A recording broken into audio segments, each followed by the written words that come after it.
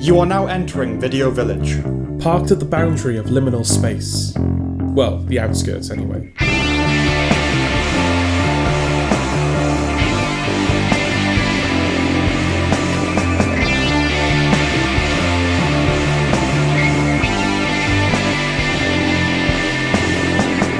Coming up, We catch you all up on a few things actually. and we review The Apprentice, Blitz The Contestant. and Conclave. Talking of liminal space, let's start with the Lexicentre. Samuel. Words. Phrases. Sam's lexic. Center. That's not liminal? Well, it's concrete. Okay. But the thing I'm about to describe is to an extent liminal. Okay. Kind of. Halfway between How liminal do you and describe esoteric. a building that's concrete but that contains liminal things? How do you describe it? Well, I suppose that would be a future Lexicentre, but I would worry that we're getting a little bit too Russian doll about the whole thing. Okay. The Lexicentre now has to contain a definition of itself. Yeah. There's something like, I don't know, it's in, like synecdoche about it. Okay. I don't know. Well, in that Anyway, case, it is the definition. So, Lexicentre is what it is. Yes. Yes, there you go. Okay. Okay. Well, we're not doing that. We are doing the trope whereby the afterlife is depicted as a bureaucracy. yeah, I think we've mentioned this a couple of times now, Yeah. haven't we? Beetlejuice is probably the latest poll. Chaos. Chaos did Chaos, it. yeah. Yes. Anyway, Deadmen. Deadmen. Deadmen. Okay. And the bureaucracy in question, the place, the institution, we're going to call it the Finistry. Okay, so people do Deadmen at the At the Finistry. Yes. I see. There you go. That was Sam's Lexicentre. Samuel. Words. Phrases. Sam's lexic. Center. Okay, so this catch-up section, which is going to have to be retitled, Yeah. this should be the longest section of the episode, Okay. I think. Right. There's a lot. We kind of just dumped a lot of trauma into this space. Well, it's the end of the year now, isn't it? We're really starting to Yeah. make sure we've got everything. Yes, by the time we get to our bottom top 10 of the year, we don't want to have to be reviewing things at the same time. Yeah.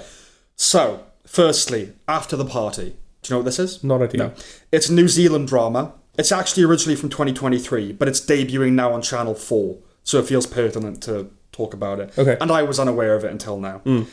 It's basically about a middle-aged woman who a few years ago was throwing a party with her husband, played by Peter Mullen, and she walked in on him in a compromised position with a young boy. Okay. A teenage boy. She thinks she saw something. She told everyone about it, ostracizing from the community. And 5 years later, he's returned for a teaching job and trying to kind of patch things over with his daughter and all that kind of thing.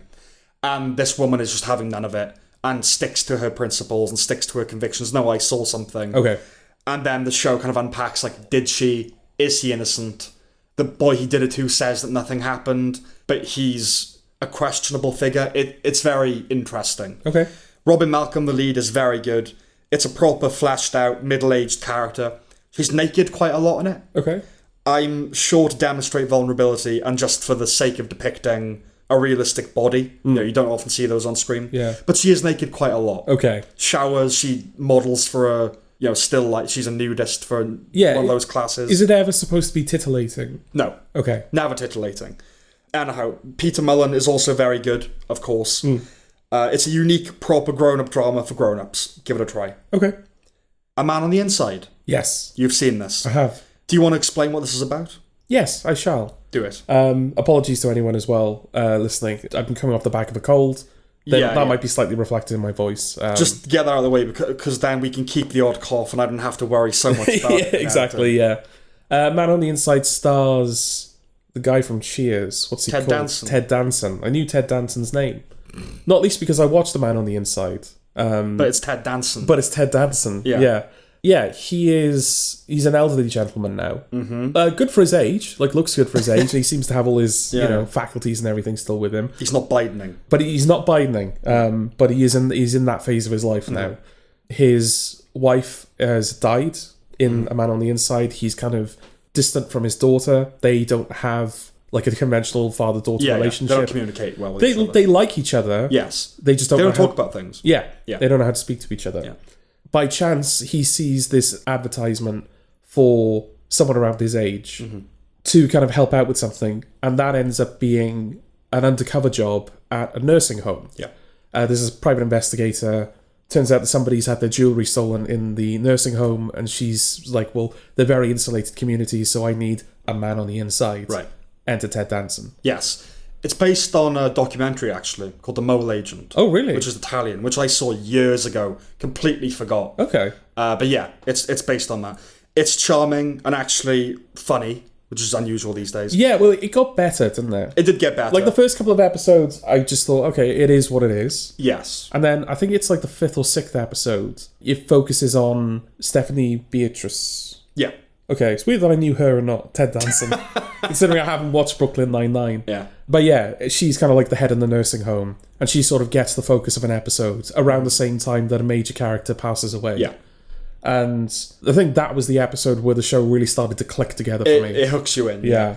It's a Michael Schur type comedy, which is apposite because it's a Michael Schur comedy. Right. Like Thelma from this year, it jokes about old age without being cruel. Yeah. And with great affection for the characters. It's light and breezy, not to say that some of the humour isn't on the darker side, but harmlessly so. Yeah.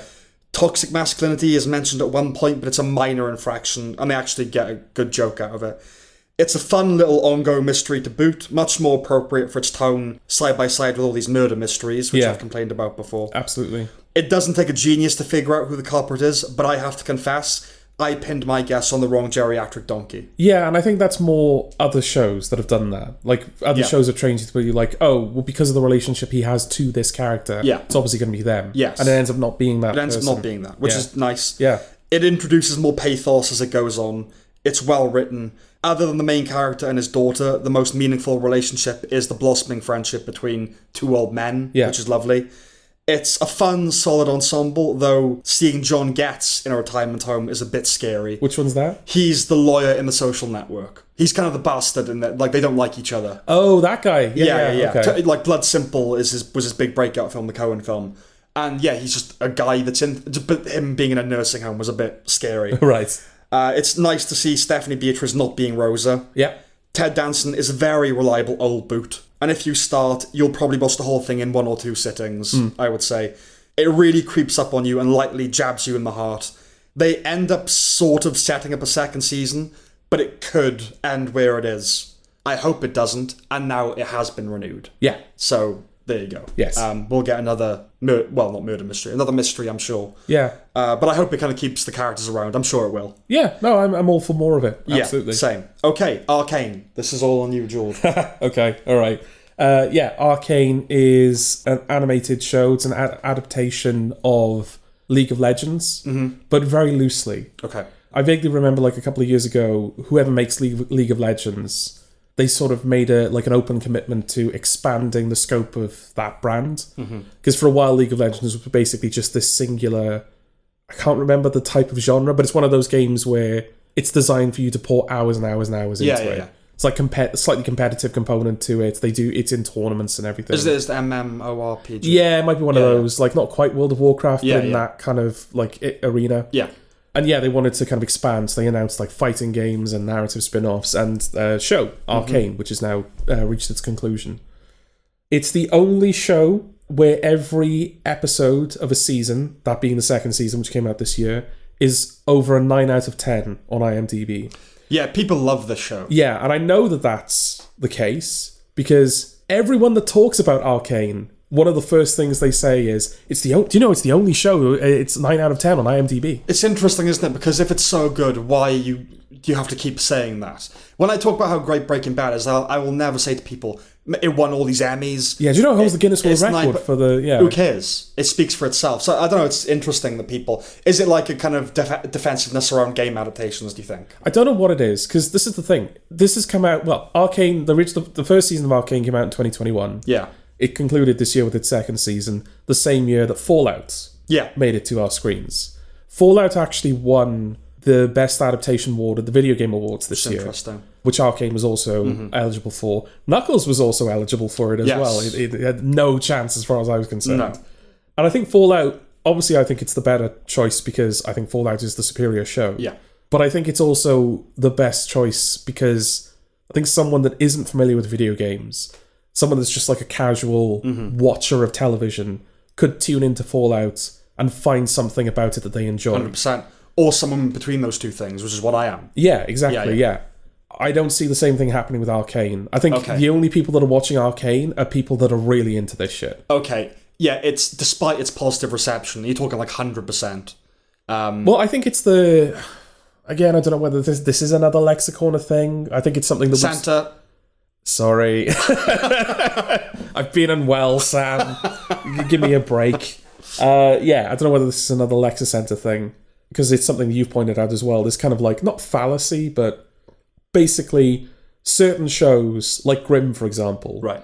have very, very high Rotten Tomato scores. Okay. Because nobody watches those shows except the people that are really into it. Past the first season. Yeah. Yeah, an epidemic of 67% season 1, 100% season 2. Yeah. Because the only people going back to it are the ones who enjoyed it. Yeah, Yes. exactly. And I think it's a similar thing with Arcane. I don't know like how widespread it is in terms of the people reviewing it. I mean, it's certified is the thing. So, like, it's not just 9 critics have reviewed it. Yeah. And a sufficient amount have to make it Yeah. what it is. But yeah, I don't know. Maybe it's one of those shows, it's like, I'm not going to give it a bad review. We talked about that as well, that Yeah. something can get very high reception just because you don't think it's bad. And it's a show that it looks like it knows exactly what it's doing.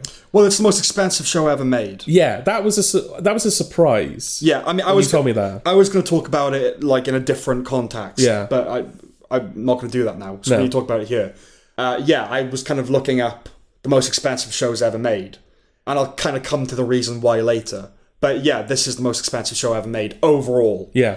Not necessarily episode by episode, not the pilot, but just the overall cost of the show. It's over $250 million.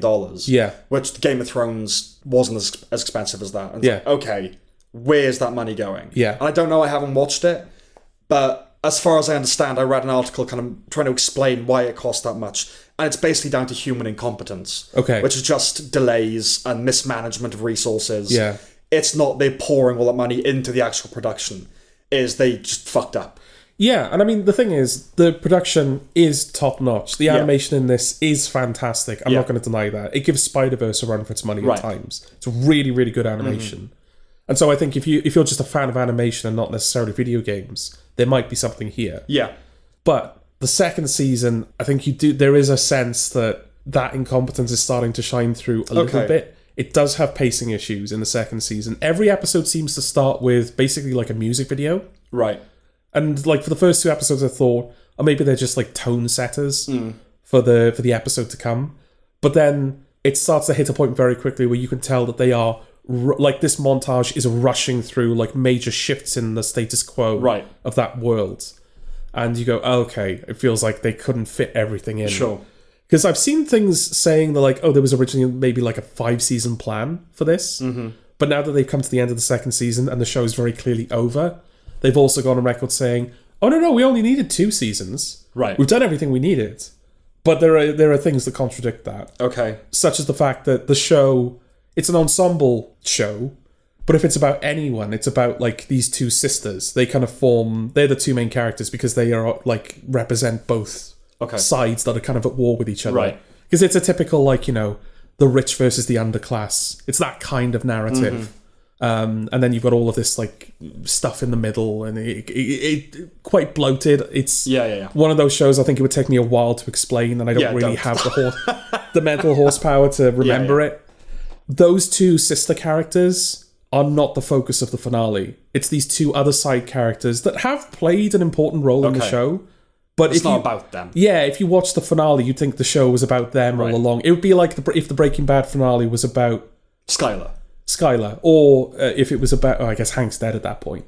Yeah. No, the beauty of Breaking Bad, the cast is so small that there's not many poles. It's Skylar and Marie or something. Yeah, bad example, I suppose. But yeah, like, if it was the Sopranos finale and it's about one of Tony's capos, it's not about Tony. Sure. Yeah. Okay. Well, there's an impenetrability around it for me. Yeah. Because like I said, despite its reception, I've never been inclined to watch it. But that's not because I know anything about it. There's just nothing about it that... I haven't seen any trailers. No. I've seen nothing about it. I know nothing about it. Like League of Legends, like vaguely maybe knew. Like if it was on a quiz, I would have known the answer. And now I know because we've talked about it. Yeah. But it does have like an insidery ness quality to it. Yeah.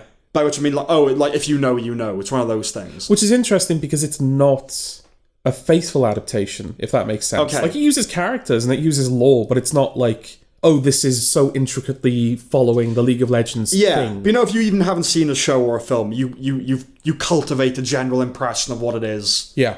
Just in the ether. That never happened with Arcane. No. I don't know what Arcane is. Yeah, I watched it, and I think I would struggle to put together like a proper analysis of it. Well, I would have put my money on it winning that award at the Game Awards. Yeah. So I'm happy it didn't, because Fallout is a very good show. Yeah. But okay. Yeah.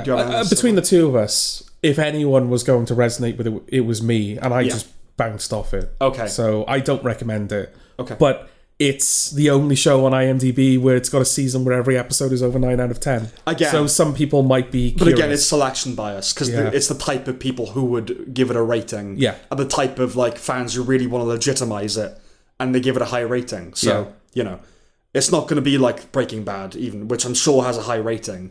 But it's like people are only going there because they've been compelled because of how good it is. It's not like loyalty to it. Or to go, oh, everyone loves this show, fuck it, I'm going to give it a low rating. Yeah. Arcane's not that kind of show, because if you're not into it, it doesn't enter your orbit whatsoever. Exactly. So, okay. Black Doves. So this is written by Joe Barton of Giri Haji, which was pretty good. The plot. What's the plot? Okay, it's a spy. It's thriller. a spy thing. Keira Knightley's a spy. Ben Whishaw is also a spy, but a bit more on the outside of being a spy. Sarah Lancashire is the head spy. But they work for it's a company called Black Doves. They're a private security mercenary kind of thing. And people are killed at the beginning of the show, and one of whom Keira Knightley was having an affair with. Yeah. And so she wants to figure out why this happened. And Ben Wishaw's an old friend who comes back into the picture to help her. That's the setup, basically, isn't it? It starts with Fairy Tale of New York, which is very cunning, because I don't know whether the show deserves it at that point. That's how you get around it. That's how you get around it.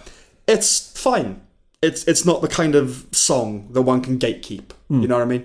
I love Sarah Lancashire. I hate her hair in this. Yeah, I don't really know what the hair was about. No. Not Catherine K. Wood, I suppose. It's like, it's her not doing that. Yeah. Keira Knightley's perfectly decent. Ben Wishaw's always good on screen, but he is more Q than Bond. And they try and make him Bond in this. Yeah. Gay Bond. Between the shell casing... Gay Bond. Ooh, 00 Moloch 14. Oh, wow, okay. Yeah, there's a moment where he kind of tracks a sniper's location after the shots have been fired, and there's a discarded shell casing, and that leads him to the guy's apartment, which has been rigged to explode or whatever. And Keira Knightley's like, "What, you think you just left behind the shell this very professional sniper?"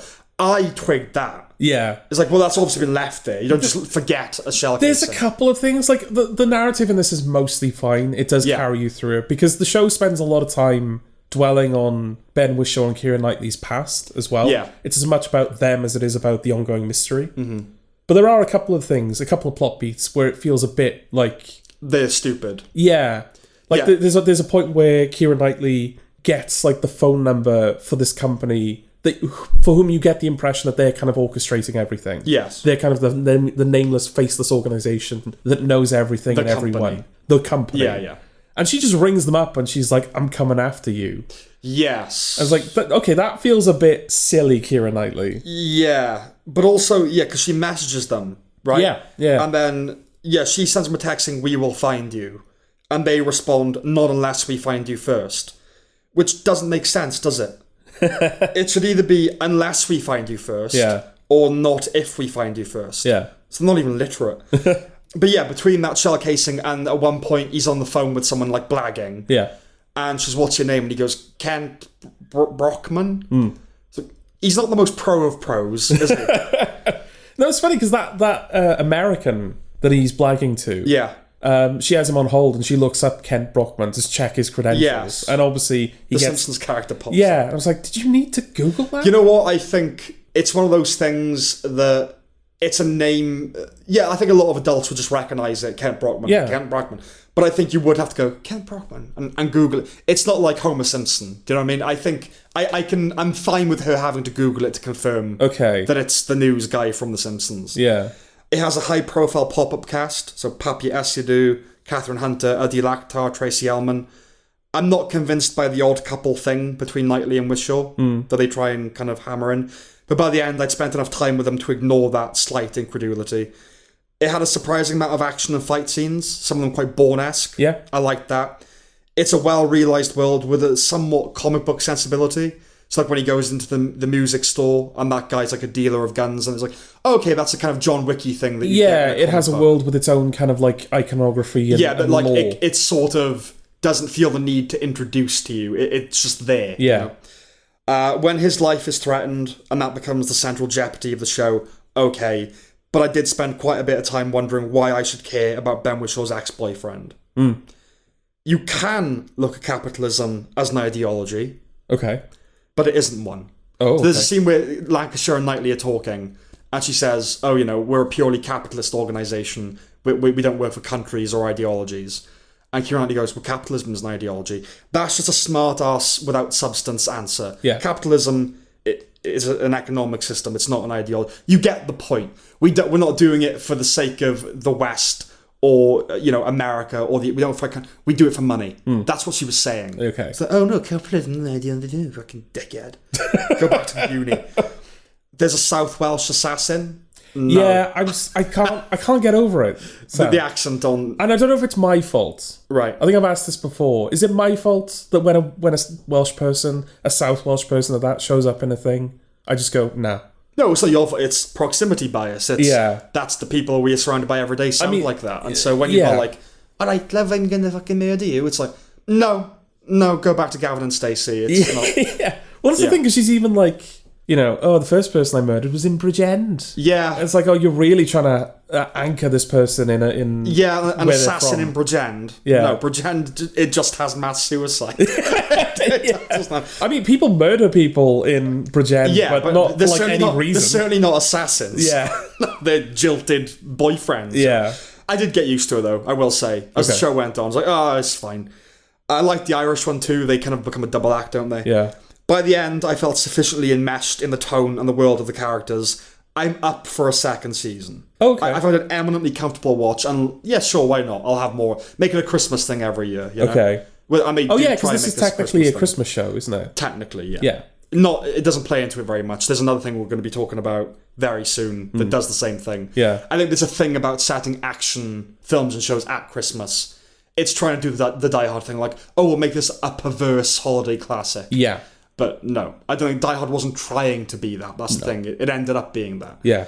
That's it. That's all I got for that, really. Yep. Brothers. This is on you again. Okay. I watched this for two reasons. I watched Is it... it the two brothers? No, I watched it for two reasons. The first reason is because Brendan Fraser is in it. And he's not one of the brothers. He's not one of the brothers. But now that he's back, I want to enjoy that he's back. You know? So I thought, he's in it, I'll watch him. And then another reason I watched it is because in the trailer, there's a moment where Peter Dinklage, who is one of the brothers, gets thrown against a wall. Well, okay. Yeah. And not just, because it's Peter Dinklage, but just the physics of it. It had tossing is what you want to see. No, I didn't want to see dwarf tossing. It had janky physics to it. Right. To the point where it almost seemed like intentionally janky. Wow. So, go to a midget, you have janky physics. No, the film. To it. This midget has got a janky physics to it. Yeah, that's not right, is it? No, like when you get the way that it's like a dummy, Yeah, I know. So I was like, okay, if that's sort of what the film's going for, that might be fun. So I'll watch it.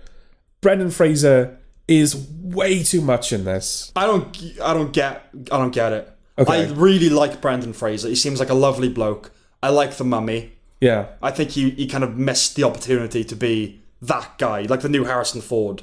Like Chris Pratt, they tried to say, right? I think Fraser was like a contender for that position. Yeah. And I liked him in The Whale, and I'm happy he won the Oscar. I don't think it was the best performance that deserved it, but I didn't mind that he did. But this whole, like, the Renaissance thing, I'm happy he's working and back, but it's not McConaughey, where he was just doing, like, great performance in great film after great film for, like, 3 or 4 years. He's the worst thing in Killers of the Flower Moon. Okay. Because he appears to be on a register that nobody else is on. Yeah. And it sounds like it's the same in this. Yeah, well, the whole film, because he plays like a prison guard. Peter Dinklage is in jail in the beginning, and then he makes a deal with the prison guard, whose father is a judge, to let him out of jail. And then he gets his... So it was a short stint. It certainly was. Josh Brolin is his brother who's trying to go straight, but he's like, look, if you come on this like thing with me to like get these diamonds or whatever they are, like rubies, I'm not sure what they are, emeralds maybe. MacGuffins. Yeah. Come and get these MacGuffins with me. We'll give them... I've told Brendan Fraser we're going to give them to him, but we're actually going to keep them for ourselves. Right. But yeah, if we do this... Trouble's going to ensue. Yeah, one last job, kind of thing. And then Brendan Fraser clocks that they're not actually like working for him, so he goes after them. Okay. But the whole film, he's kind of talking like this and on this register. Like you had a nervous breakdown. Yeah, the whole film.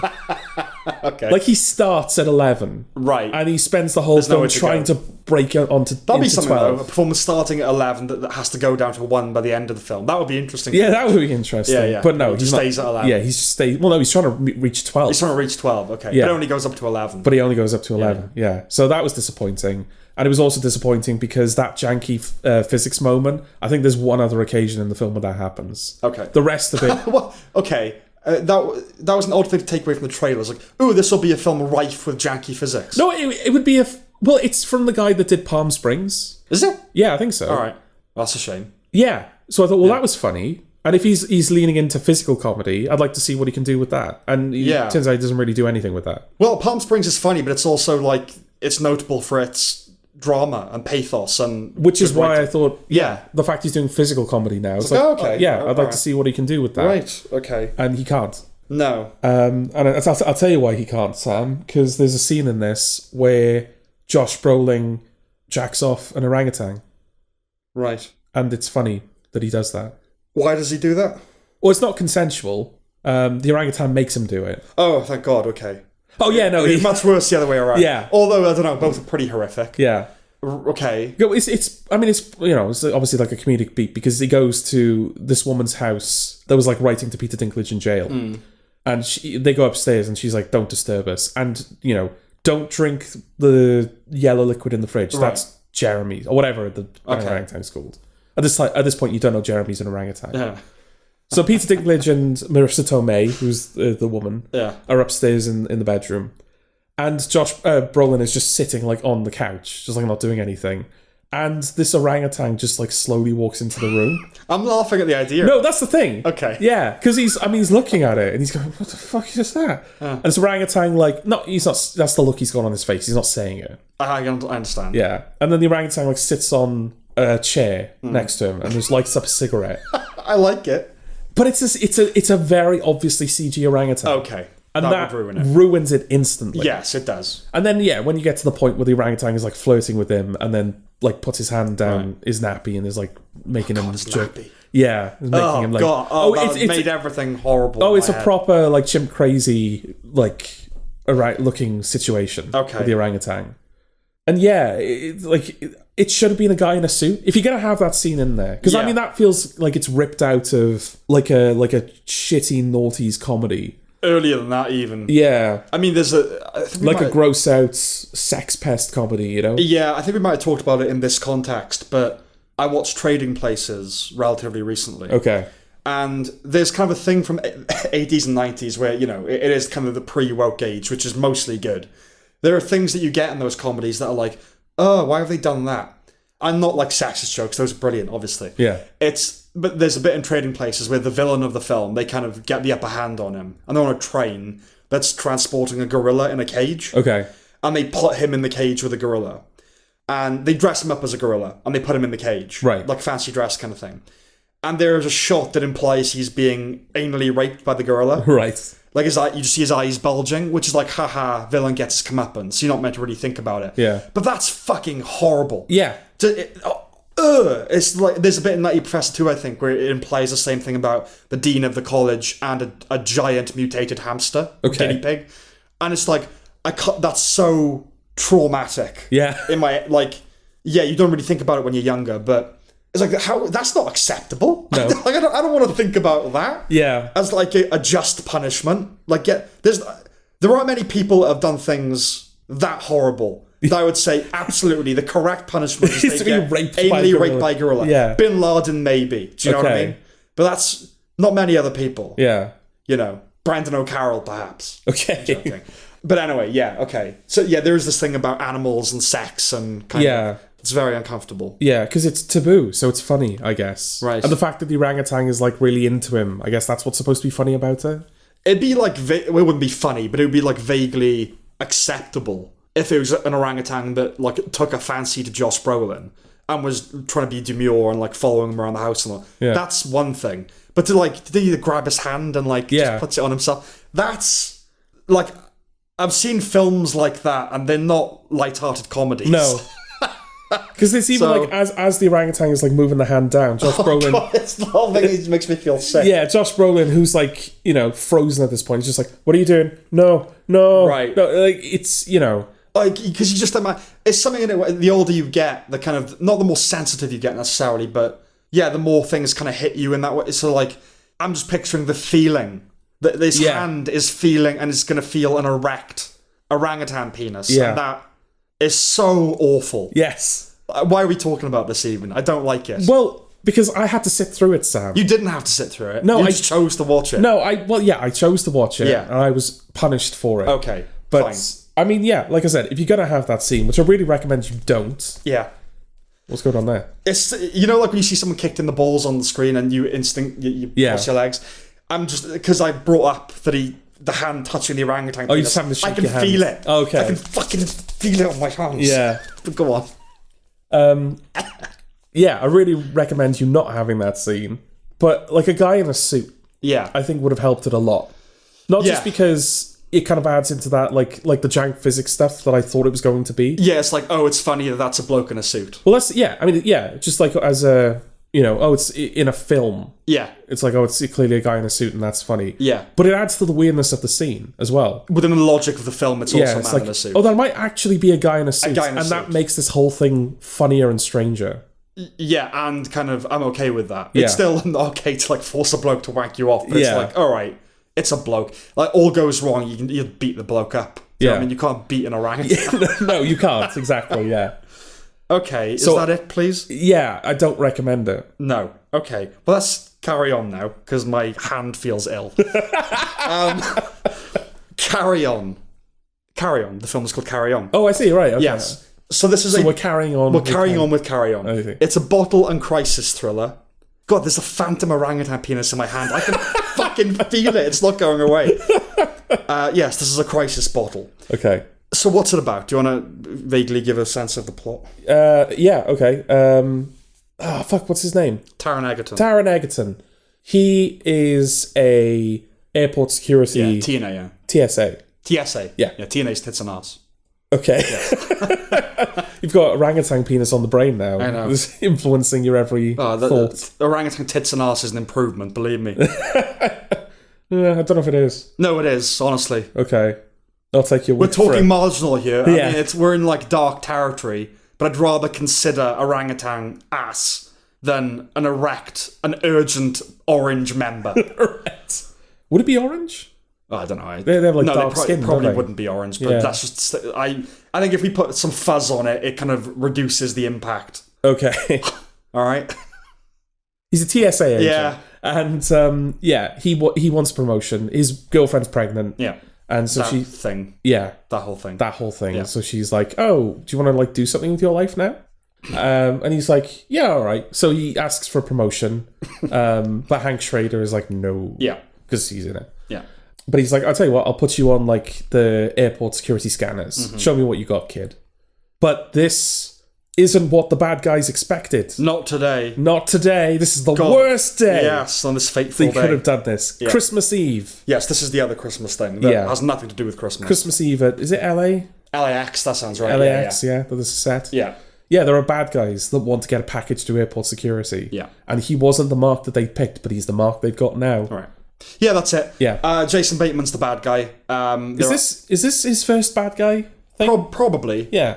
That springs to mind. He's been doing a lot more dramatic things. I mean, Ozark is like anti-hero kind of thing. Yeah. But yes, and the thing they're trying to get through, I was kind of waiting for that to be a big, interesting MacGuffin. Like, ooh, what are they trying to smuggle through? And you're like, it's not what you think it is.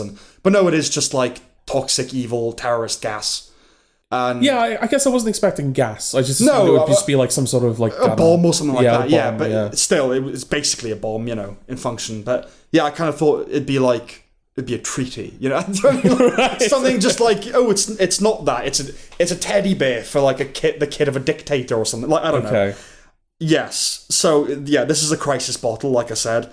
After the inciting incident, that's what the characters are now in. They are now in the crisis bottle. Okay. I think we should make that a thing. Right. It's a phone booth type deal with an unseen villain controlling the main character at distant gunpoint as a cop puts the pieces together, for a while anyway, until the unseen villain actually shows up. Yeah.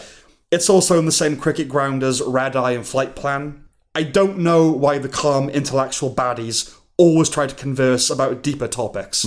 I know that's the cliche, and I know we have an hour and a half to fill, but surely it would just be the task on the mind or silence. I don't know why Jason Bateman's engaging him on the generation gap. Yeah, I don't know. Like, put yourself in that position for a moment, Sam. You're a super terrorist. Yes. And you've got a couple of hours to kill. Yeah. You're probably going to talk to the guy on the I other probably end of the phone. wouldn't distract him. Just like, right, you do what I tell you. And But you're not. That's the thing. A super terrorist, I mean, again, like, I'm a movie super terrorist, Yeah. or I'm a super... Okay, fine. But that's because it's a movie super terrorist. A super terrorist would be jittery and like, fucking hell, this goes wrong. Yeah. So it would just be, right, okay, let's just fucking do what I tell you. I'm going to kill your wife. And that's kind of all it would be. Yeah. And I know it's fine, he can be an intellectual, calm, bad guy, but I don't like this trope of, they go, so... And it's always a guy that like could have done more in life as well and didn't. Yeah. And the terrorist is kind of prodding them about that. It's like, you're a failed policeman who became a security guard. Yeah, that feels silly. Yeah, Like, yeah. Sure, I know that, you've kind of put yourself on the back foot with them because you're holding them hostage. Yeah. But you want to kind of endear yourself to As them a much little as you bit. can. Yeah. Yeah, yeah. It's like, you're going to have to do what I say, but I don't want you to... Hate me for it. Yeah, I don't want you to actively be trying to ruin my plan. Exactly. Yeah. Yeah, it's like, it's going to be okay. Don't worry. Just we'll do this and you'll be fine. Yeah. But fucking do it, Yeah. basically. The director, Jean Colles, I have no idea how you pronounce his name, has a sporty pedigree.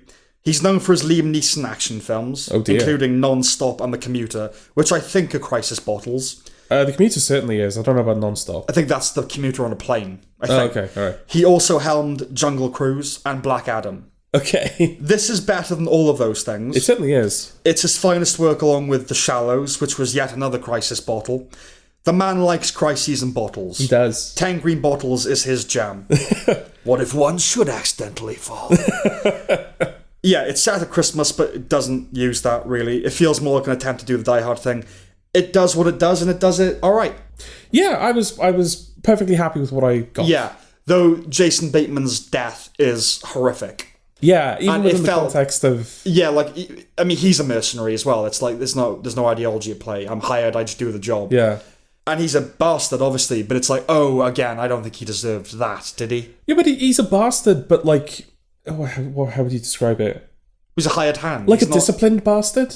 Well, yeah, he's just a professional. He's like, look, there are going to be casualties. Yeah, I'm trying to do this with minimal casualties. Right. People are going to die, but I'm going to make sure the least amount of people need to die. Yeah, I'm okay with that character getting killed. Yeah. That's fine. But the way he gets killed, it feels like that old Roadhouse type sadistic. Yeah. They have to die in a horrible, gratuitous way. You know? Yeah. And it makes sense. Like, we've from what we've told you about the film and its constituents, you can guess how he dies. Yeah. But it's, oh god, No, you it's... just watch him die. you Yeah. know? It's unpleasant. Yeah. I don't know where the orangutan came from. I know. Or why he made him jerk it off. He but... jerked off an orangutan to his own death. Yeah. Okay. So disgusted he was with... I would understand. I'd rather die. I'd, if I had to do that, I'd just kill me. It's that Sam Kinison thing. Hey, George, if you ever see me around the neighbourhood and I'm wanking off an orangutan, do me a favour, kill me. Kill me, put a ball in my head. It's not really a problem specific to this. Other films have the same problem. Yeah. It does make me think you've got these films where, the police arrest the protagonist, or they try to arrest the protagonist because they think they're responsible for all the chaos. And they're like, as they're running away from them, they're like, I'm not responsible. I'm going to sort it out. Yeah. And then they disappear. Yeah. And all of a sudden, the cops trust the guy. Yes. And then all of a sudden, at the end of the film, the first time they see this guy since he evaded arrest, he's walking out of a plane, going, "Oh, the other guy's dead." Yeah, it's like, okay, fill in the gaps. Yeah, for me like here. I'm gonna need you to stick around here now. Yeah. I mean, it's a very, like, old-fashioned film, really. Obviously, it's filmed with new equipment and everything, so it feels slick and new. Yeah. But the tropes of it are very of... Oh, it's tried and tested. 80s and 90s. Yeah, absolutely. Definitely. That kind of character, the fact at the end he is promoted or whatever and he's happy now. Yeah. He's a cop now, isn't he? Because that was his thing. He always wanted to be a cop. Yeah. But I don't know, there was a little bit like, because you see Jason Bateman die, he gasses him with a thing, so you just see him fucking wither and deteriorate and just bleed from his mouth and eyes and just suffocate to death. And then it's the epilogue where he's happy now, he's like, I'm a cop now, and it's like, you should be traumatized. Like, to be fair, he doesn't see it, he has his back to it. Yeah. But no, you do not deserve that. You should at least be a bit haunted. Like Deliverance. Yeah. Deliverance ends with John Voight wake up in a cold sweat and he pictures a hand come up out of the lake. It's like, yeah, at least that. You get to live. And you get to have your child and be happy. But for God's sake, man. Yeah. Have some perspective. Yeah. But, like, going with the 80s action hero type, they are all basically sociopaths. Yes. They can just murder people in gruesome ways and quip about it. Yeah. Anyway, that's that. Yes. Dear Santa. That's on you again. That's on me. A Christmas film starring Jack Black. And this is actually a Christmas film. You got a young kid. He's dyslexic. He writes a letter to Santa. I think there's also there's also a thread where he's already know what this is. Yeah. I think the film is like, oh, he's a bit old to be believing in Santa, but he kind of does it for his parents' sake. Okay. You know? Because they lost... You find out during the film that, like, he lost his younger brother. They lost a child. So they're very protective of him. Yeah.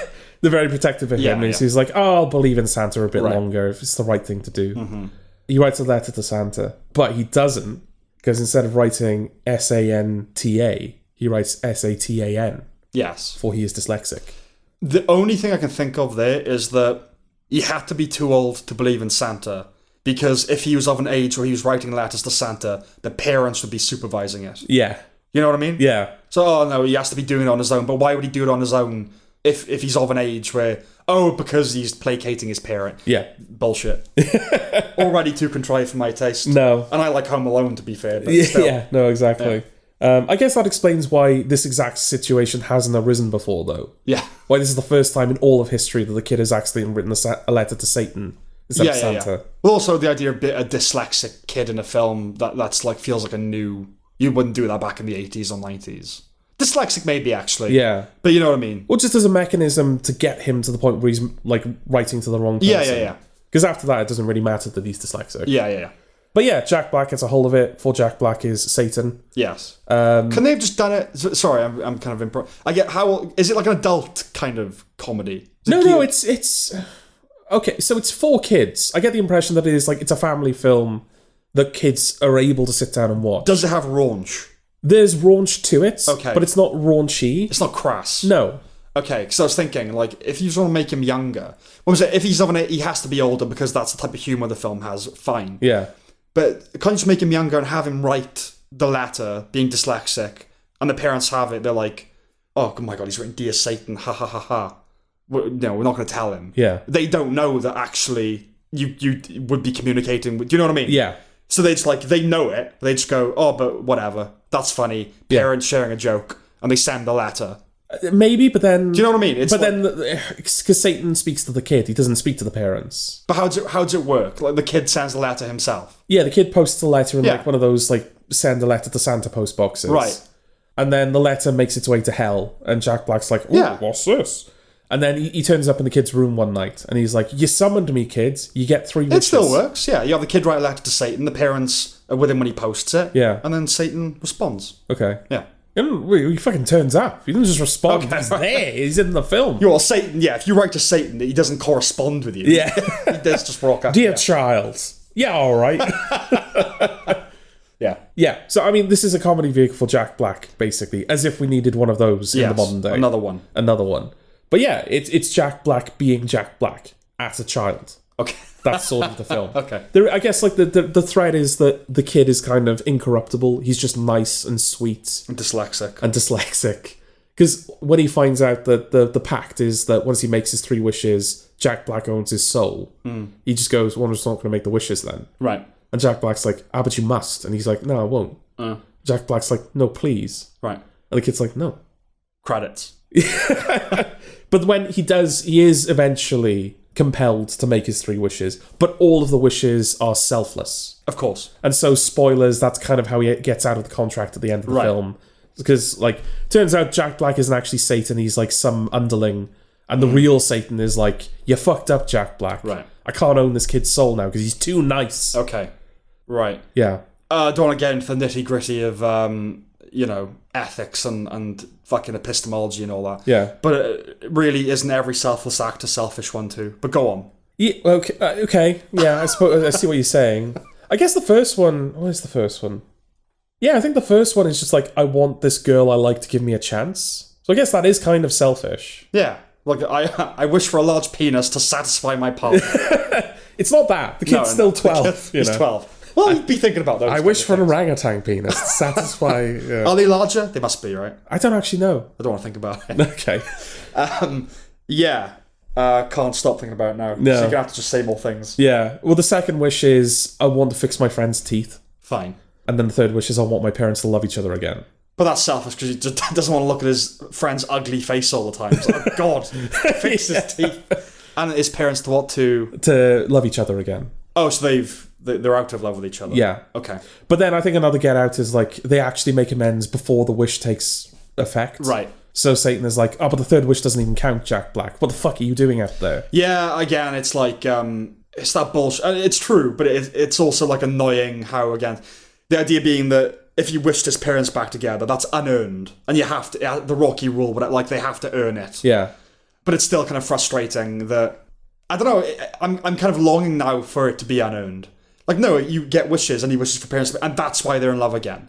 They haven't fallen in love again. They are artificially in love again. Yeah. I like that. Yeah, and if this were a nastier film, Yes. then yeah, sure. Yeah. If this was like, some sort of like perverse anti-Christmas film, The monkey's paw. Yeah, like Krampus from like a few years ago. Yeah. It's like it's a Christmas film for weirdos, you know? Well, yeah. The reindeer's huff. Yeah. Yeah, no, exactly. Yeah. Like he makes these wishes and he ends up kind of like Fucking things up. Yeah. But in a Christmassy way. Yeah. Yeah. Like, on the face of it, everything's kind of nice and sweet. Yeah. But yeah, his parents are forced to be in love with each other when they actually don't love each other. And the kind of like, Don't Hug Me, I'm Scared. Like, the gingerbread man has actual organic inner chemistry. Yeah. So if you eat a gingerbread man, just like blood seeps out of it. I'm sure, yeah. I like that. That's quite cool. Okay. Go on. Yeah.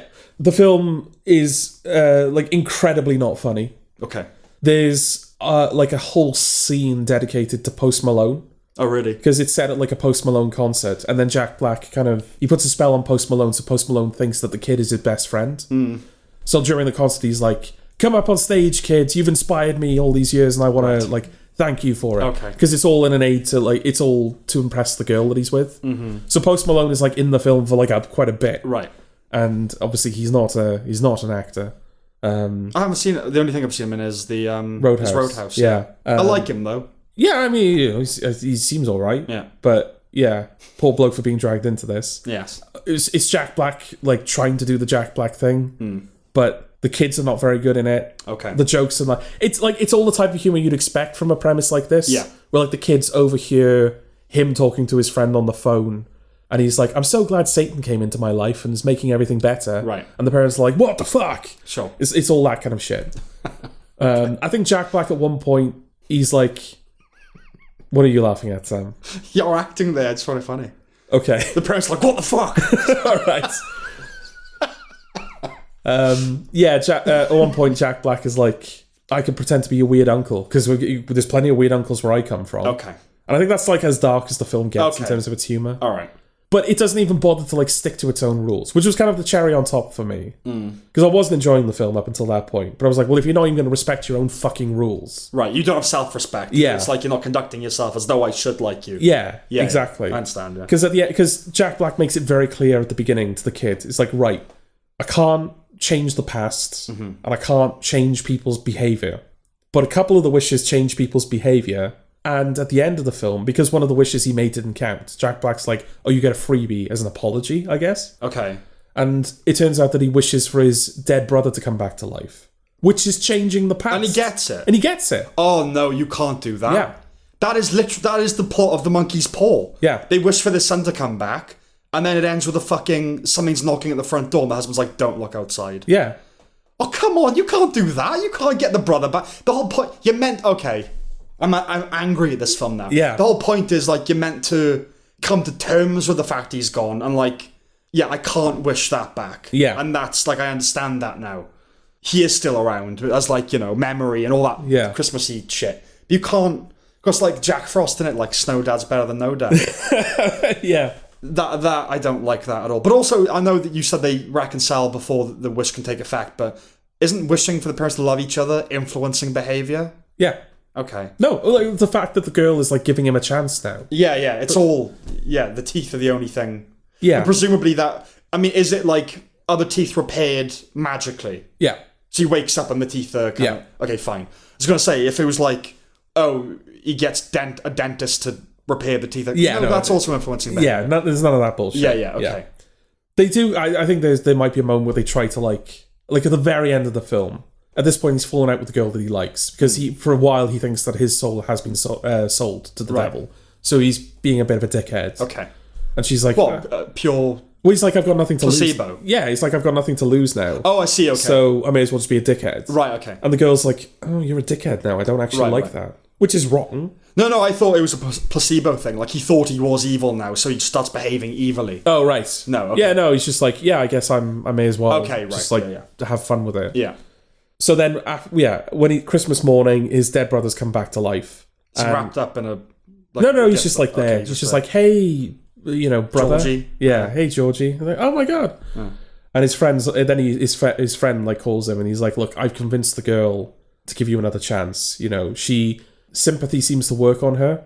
So I told her that you've got a dead brother. So he murders his brother. No, the film just ends with him going like, oh no, into the camera. So it's like, I guess that's like, oh, we gave him the dead brother back, but he needs some sort of comeuppance, so... That's just horrible either way, because if his brother was dead, it's like, oh, sympathy works on her, you know. Tell her sob stories to spread her legs for you. It's like, that's not good either, is it? No. Okay, dilemma. Do I murder my brother? Yeah, okay. Yeah. Oh, the whole thing's rotten. I don't recommend it. Well, let's move on, shall we? Yeah. Dream Productions. Who's this for, Sam? Yeah, I'm not sure. Kids, I guess? Not just the show. Yeah. This is a mockumentary. It's a mockumentary. Who's it for? Who's the mockumentary for? Who's being made for? Who's the making documentary it? being... Yeah. Yes. Who's making it and who's it being made for? Those questions, I think, don't have answers. Okay, because I think this was a complaint levied at the Australian office, which we did on the last episode. Mm-hmm. We just hit this point with mockumentaries now where there's just no consideration given to the form anymore. Yeah, the reality of it. Yeah, this thing is supposed to be a thing that's being made in the universe of the thing. Yeah. So who is the documentary about the Dream Studios in Riley's head being made for? It's unfortunate because I think that the first Inside Out is a really lovely film that I really like. But this franchise probably opens itself up to more questions and contradictions than anything else I can think of. Yeah. Because, you start dealing with the brain having its own sentient elements. It becomes very difficult to control that world. So, I don't know. I suppose don't think about it is the only thing I can say. I'm not saying, like, that you shouldn't be thinking about it. Yeah. It is a flaw of the thing. But everything in this world is going to be flawed. Yeah. So, just kind of live with it. Do you know what I mean? Okay. Like The Penguin, and which we're going to review later in a next episode, and Dune Prophecy, which I'll be literally doing next. It's a cheaper seeming spin-off of the original property. Yeah. It's okay. Yeah, it's kind of like Inside Out 1.5. It doesn't compromise the franchise, it doesn't ruin it. It's in and out. Yeah, pretty much everything introduced in the second film is absent here, so I think it's set before those events. Yeah, it's set between the first and the second. Yeah. I don't know what to say about it, really. It's kind of it's jokes about pretentious director and a not pretentious director. Yeah.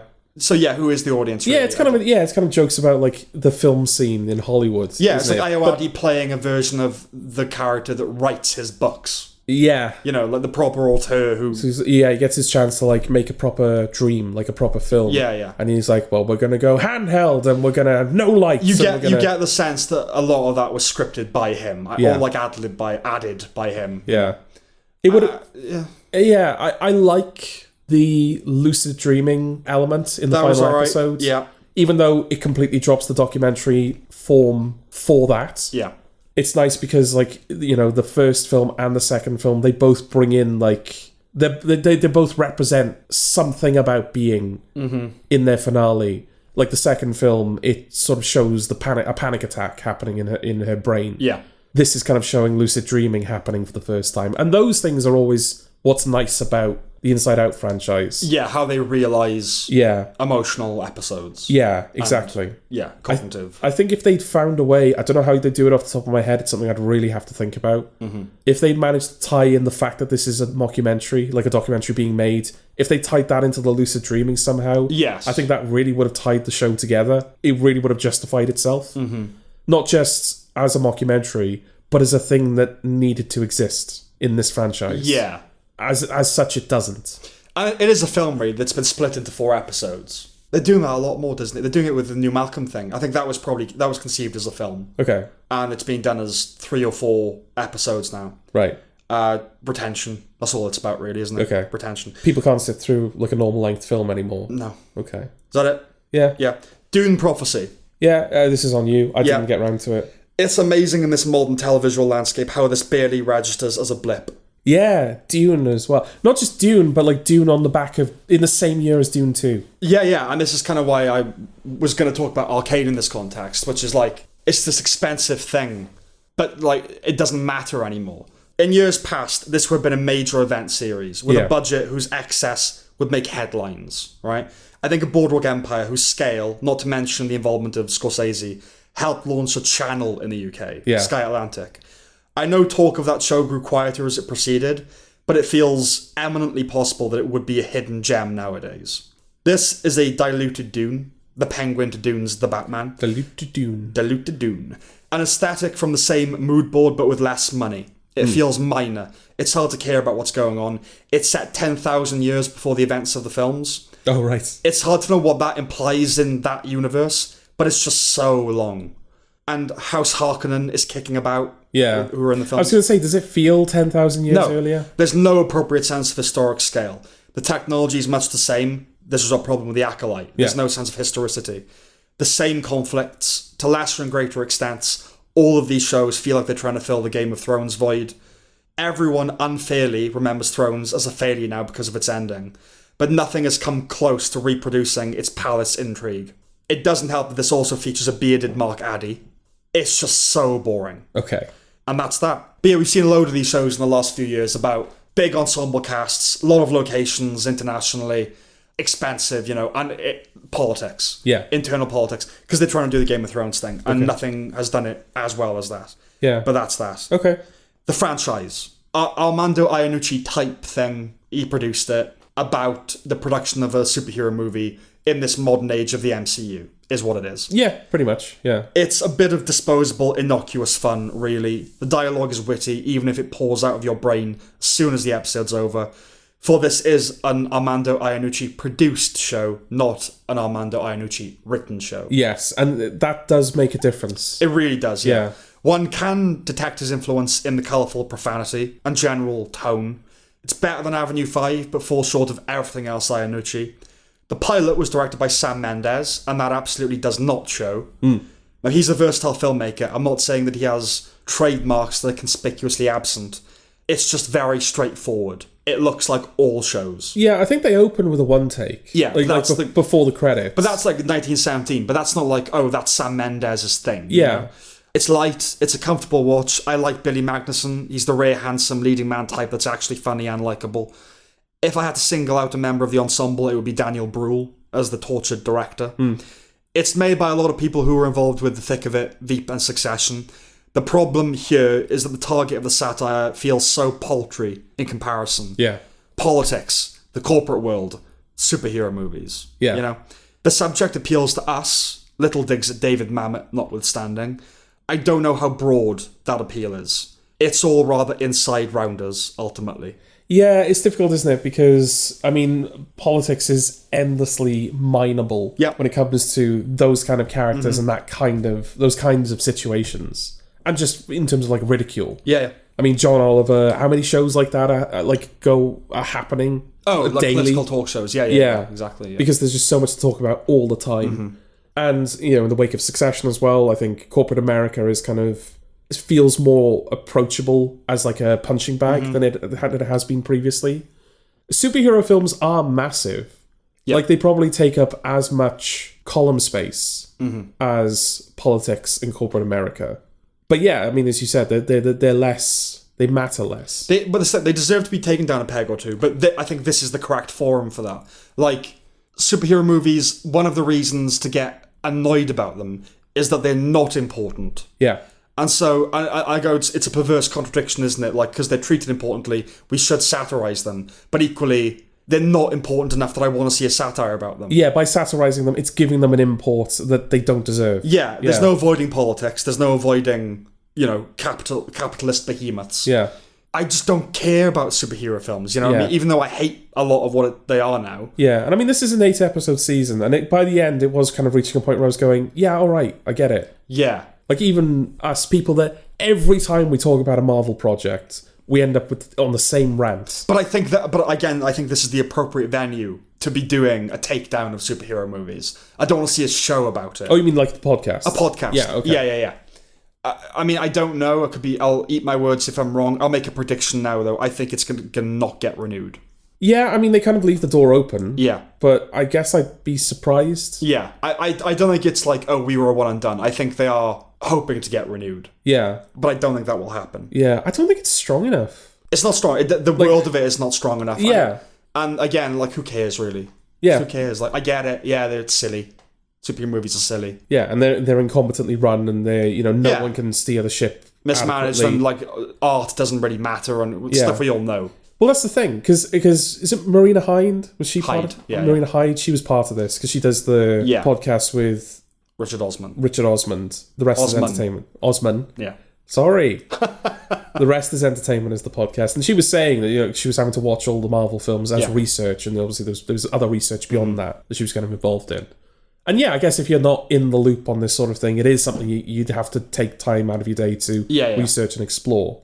But a lot of like the incompetence that they focus on in the show, it's stuff that you can just see.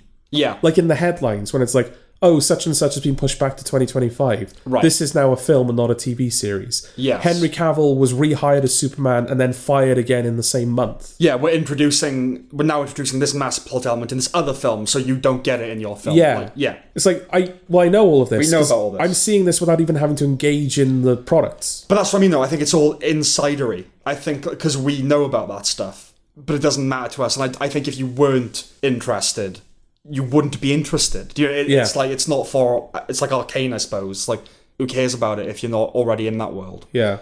Hollywood Gate. Yeah, I'm disappointed that I didn't get to watch this in time for the podcast. I will be watching it though. Yeah. So it's basically after America pulled out of Afghanistan, the Taliban retook control.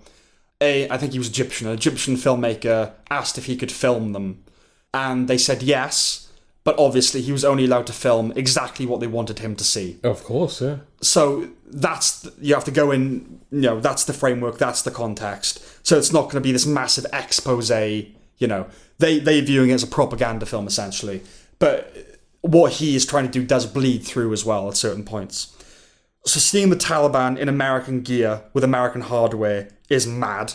Seeing one of the Taliban leaders on a treadmill in the abandoned high-tech gym, looking for their vitamins and supplements so he can lose his belly fat.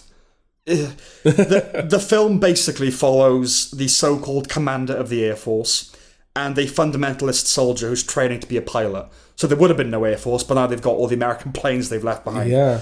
One of the more memorable scenes has the latter outlining an analogy whereby there are two chocolates. One has been thrown on the floor and is now dirty and inedible, to quote him. One is still wrapped, and that's why women need to be covered. Okay. When he officially joins the Air Force, there's a little celebration where they hang a garland around his neck, pull a couple of party poppers and throw some confetti. It looks like something out of The Office. Right. Like pathetic, you know what I mean? But yeah, I just want to bring up that, like, that's what they think about women, just in case you weren't clear on that. Yeah. You know what I mean? And Palestinians too. That's the strange dichotomy. They're at once menacing and pathetic. The film culminates in a parade where the Talibs demonstrate the newfound military might. They have soldiers doing silly marches with bazookas. It's North Korea meets Sergeant Bilko, basically. Right. And then the ultimate alarming blow is a procession of American helicopters and planes that they've repaired and mastered slicing overhead.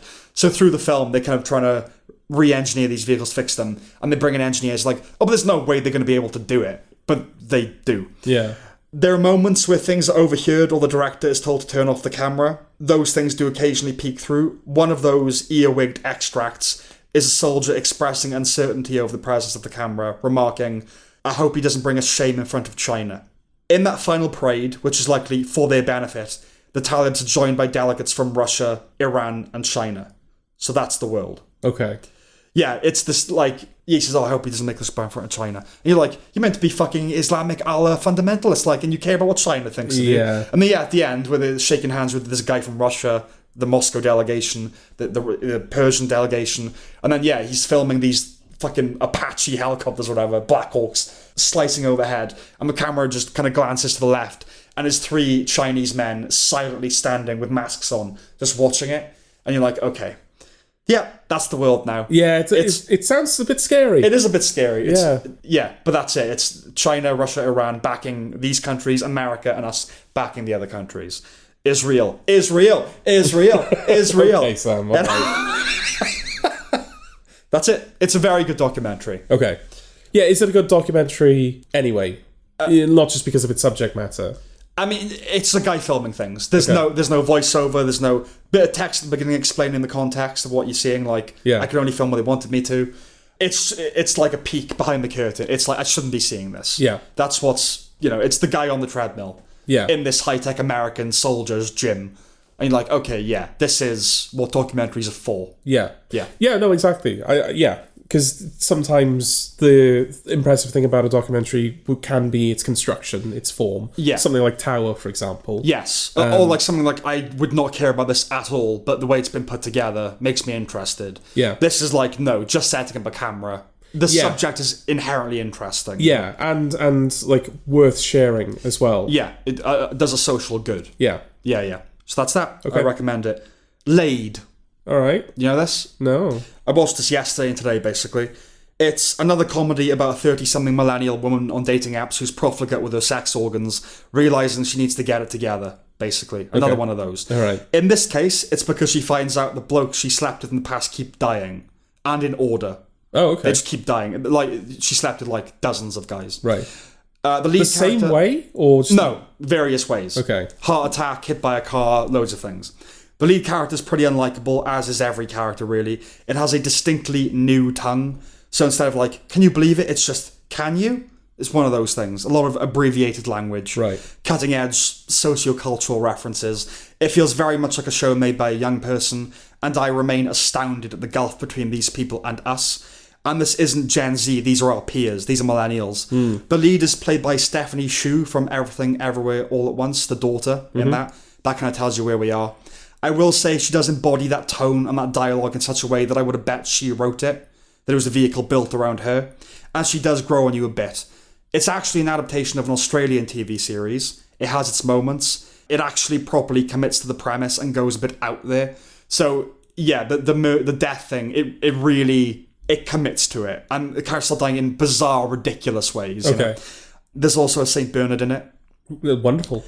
I laughed out loud a few times. The show does grow on you. Because of the St. Bernard? That helps. The St. Bernard's called Ruby Hot Sauce. Okay. So, yeah. It goes exactly where all these things go, kinda, but ultimately has the wrong message. So she kind of meets a guy that she likes, but she doesn't want to sleep with him because she doesn't want him to die. Yeah.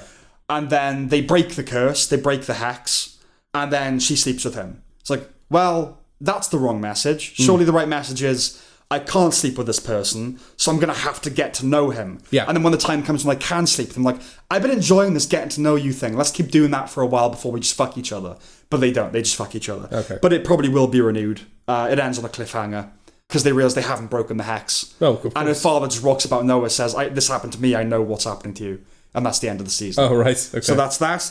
The Madness. I don't know what this is. No. It's a Coleman Domingo show. He's a very watchable guy. It's a 70s reminiscent paranoia thriller with some jazzy piano score to boot. Bit of Kafka too. The story revolves around a black television pundit that's probably being framed for the murder of a white supremacist leader.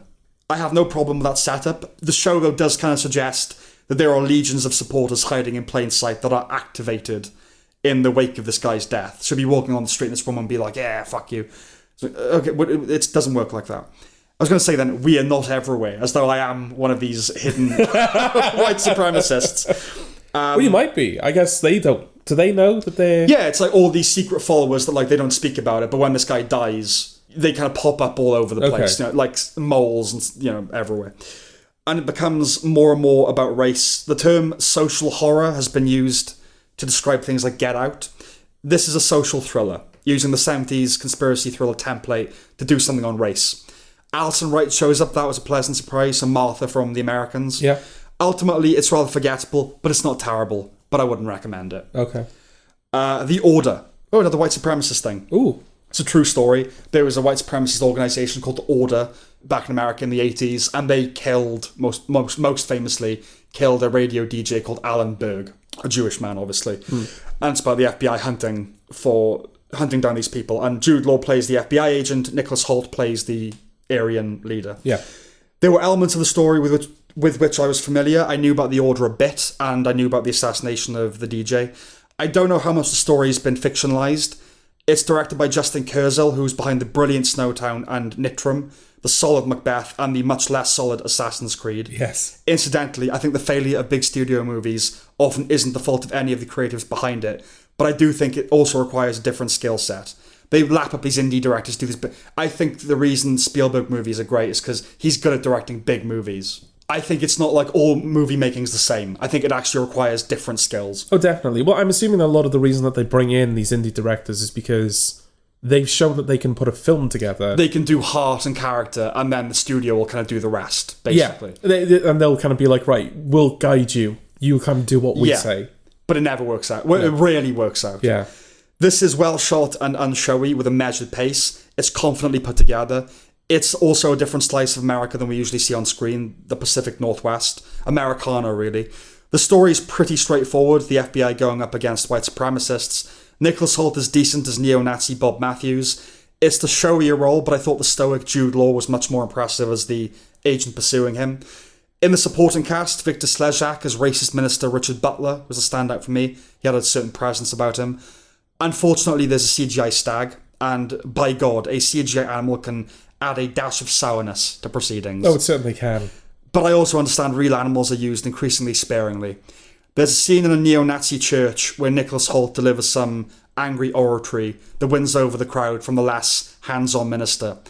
At the beginning of that rhetoric, he says, "Hello, my brothers," and he gets back and then he says, "Hello, my sisters," and he gets back, Yeah, this is definitely more of a man thing. Okay.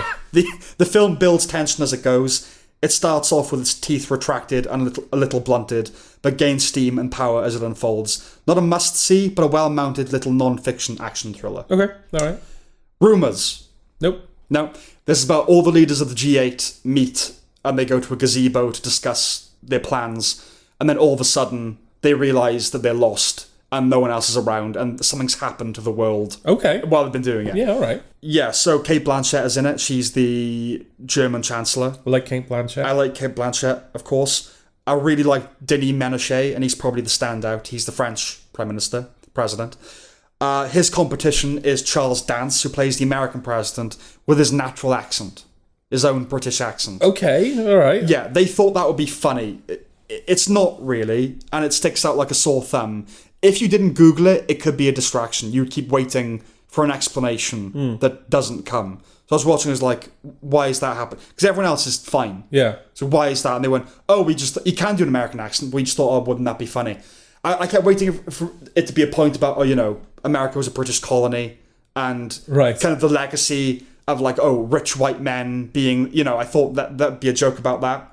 But no. It's just like, we told him not to do. We just said don't do that accent that he can do. Yeah, exactly. Because it doesn't make sense. Well, no, it doesn't make sense.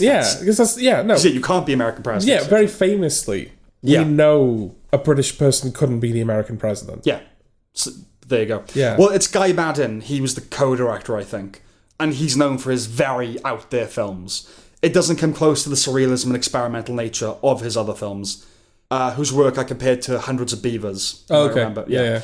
It's more of a dialogue / relationship based satire with bizarre, fantastical elements. Its zaniness didn't work for me, but it's very different, and I think it would work for some. Okay. Small things like these. Nope. It's a. Do you want me to come back? You can come back. Yeah. It's a humble, unhurrying little film with characters that leave a lot unsaid or leave it to be read between the lines.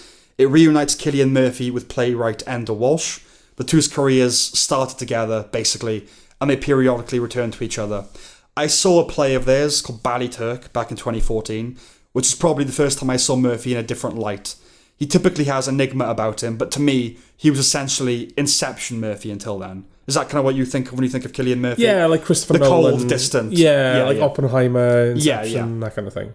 He plays a proper lived-in character here. You feel the hours he's put in.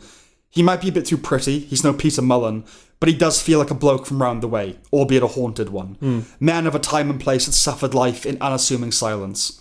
It was also nice to hear him using his natural accent. He's really great in the film. He oozes decency through all this bottled pain.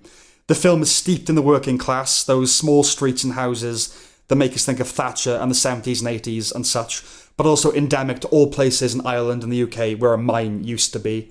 Many of the domestic nighttime scenes have that almost sepia ghostliness that always reminds me of Tyrannosaur. There's a scene in that film where Hannah is staying with Joseph and she's lying in bed downstairs, surveying the living room. Her eyes land on a photograph of Mullen's late wife, and it made Constantine realise he wanted to make a horror film, because there is something haunting about it. Just this face in the darkness, you know? This film focuses on the Magdalene laundries in Ireland, one of the drops in the ocean of the Catholic Church's grotesque sins. So you've seen Philomena, it's that. Oh, yeah, of course. And those nuns, man. Emily Watson has a standout scene as a Mother Superior where she essentially threatens Murphy's character in that insidious, smirking Catholic way. The film gradually works its way into you and breaks your heart a bit. It's not a critical viewing, but I'm glad it exists. Cinema with a heart where there's not a lot of that around. It's a bit too quiet for awards, but it would be nice if it got some recognition. Okay, for him or for him, really more than anything, but just the film in general. It essentially he's a coal merchant, and he goes into the coal shed, and there's a young woman, well, a teenager, hiding there, and he takes her back to the convent, and the Mother Superior is like, "You've got 4 daughters; they'll be coming to our school soon." Basically, like, shut the fuck up, don't say anything about this. And then the girl escapes again, and he takes her home to his family. And flashbacks over the course of the film show that he was born in a similar situation, but a rich, wealthy local woman took him and his mother in. And when he's kind of plagued by that, like, I need to help this girl, his wife is like, just leave things as they are. And he's like, well, with that attitude, where would I be right now? It's just a nice, proper adult little film, and he's really good in it. Okay. And especially after Oppenheimer, I was like, no, he's better in something like this, you know? I recommend it. Okay. Time Stalker. No. This is an Alice Lowe film. She co-wrote Sightseers. And she did a film a couple of years ago called Prevenge, where she's pregnant and the baby's telling her to kill people. Oh, yeah, I never got around to that, but I remember it was alright, yeah. And this is okay as well. The plot of this is a woman who, she keeps falling in love with the same man across time, so like reincarnated basically. Okay. And she keeps dying, and she keeps like not learning the lesson and falling in love with him in a different time, and then dies again. And yeah, that's the setup. It's quirky, it's funny, a very Alice Lowe little film, and it has a similarly bleak ending. You know, Sightseers just ends with, it has an ending in that vein. It's all right. It's okay. It's clearly doesn't have a lot of money behind it. I think a lot of it was probably made in Wales, which same thing. It's all right. Give it a try if you wish. All right. That's kind of all I've got to say about that. Venom: The Last Dance. You've seen this. I saw this one. That just shows the things you have seen. And things you haven't. Okay. I haven't seen the first 2 Venom films. No. And if they're anything like this, I'm good. I don't want to. I haven't seen the second. I've seen the first. Okay. I really just find Tom Hardy annoying at this point. It's such a shame. I would be very curious to find out whether the direction that he's taken in these films, whether that was his decision or the director's. Right. Because there are multiple. I think each film has its own director. Yeah, he's the producer, and like it feels like it's his franchise kind of thing. Yeah, because I mean, it's sillier, this one, than the first Venom. Yeah. It felt like there was still some attempt to make Venom seem a bit sinister, and I mean, there's moments in the film where, Venom has his goofy moments, but they feel like the exception rather than the rule. Yeah. Tom Hardy's kind of the one bringing all of the hilarity, quote unquote, to the first Venom. Like that scene where he's sitting in like the lobster tank eating the live lobsters. I haven't seen it. Well, of course you haven't seen it, yeah. Whereas in this one, it feels almost flipped. It feels like Tom Hardy's the one that's trying to like have pathos, and Venom is the one that's being like, "No, let's eat chicken nuggets now." It's that kind of arrangement this time. It's weird because I mean it's a Sonyverse film, whatever that's called, and they pretty much all of them have not been received well. I think Venom is like the one exception. I don't think that like people love those films. Yeah. But I think there are some people who just like the goal of them is what's allowed us to reach the third film in the franchise. Yes. Yeah. But I think you look at Hardy's career, right? You got Bronson, then Inception, Warrior, Tinker Tailor Soldier Spy. By this point, he's just become a caricature of himself. Yeah. I didn't find any of it fun. No. Just tedious. It feels like no one involved gave much of a shit. Yeah. Cheap, tacky. At the same time, like you said, I think that's supposed to feed into its ostensible irreverence. Yeah, it's all just a bit mad and meaningless. Well, I agree with the second part. Yeah. It had all the makings of a flop, but it did decent business. Yeah. It did well financially. And I wrote this note some weeks ago when I saw it. But the financial success makes, well, I'm about to say less for likelihood. But this whole Sony Spider-Man universe thing needs to be blitzkrieged. And now it has been. Review of Craven forthcoming. Yeah, well, unfortunately it wasn't Venom that happened. No, off the back I think they probably knew. Okay. Like, yeah, Craven was the last, like, we have to release it, I suppose. Yeah. But, well, I think Craven was like 3 years late we got Craven. Yeah. And yeah, well, they were like, well, if even this is doing badly, then fuck it. Yeah. I don't know, I wouldn't be surprised if this wasn't... I mean, you just said that it felt like no one really gave a shit when they were making this. I wouldn't be surprised if this isn't really the film that anybody wanted to make. No. Because the second Venom, I know this because culture. Yeah. The second film does end with Tom Hardy's Venom being pulled into the MCU. Oh, right, okay. Well, I know he's in another MCU film, isn't he? He's at the end of the third Spider-Man film, No Way Home. That's it. Yeah. Okay. Yeah. I think there's a chance that character will continue in some way. Yeah, I think when he disappears, because he in this film he starts in the No Way Home universe and he gets pulled back into his own universe. Yeah. And I think a little bit of Venom goo gets left behind. So I think that's how they're going to explain where Venom came from in the MCU. Yes. Which is like all right. That's a fine way of doing it. But in terms of what it means for this franchise, I get the impression that they probably thought, if they thought anything, because they might have just put Venom in the MCU just for like, we've got to do something. Yeah.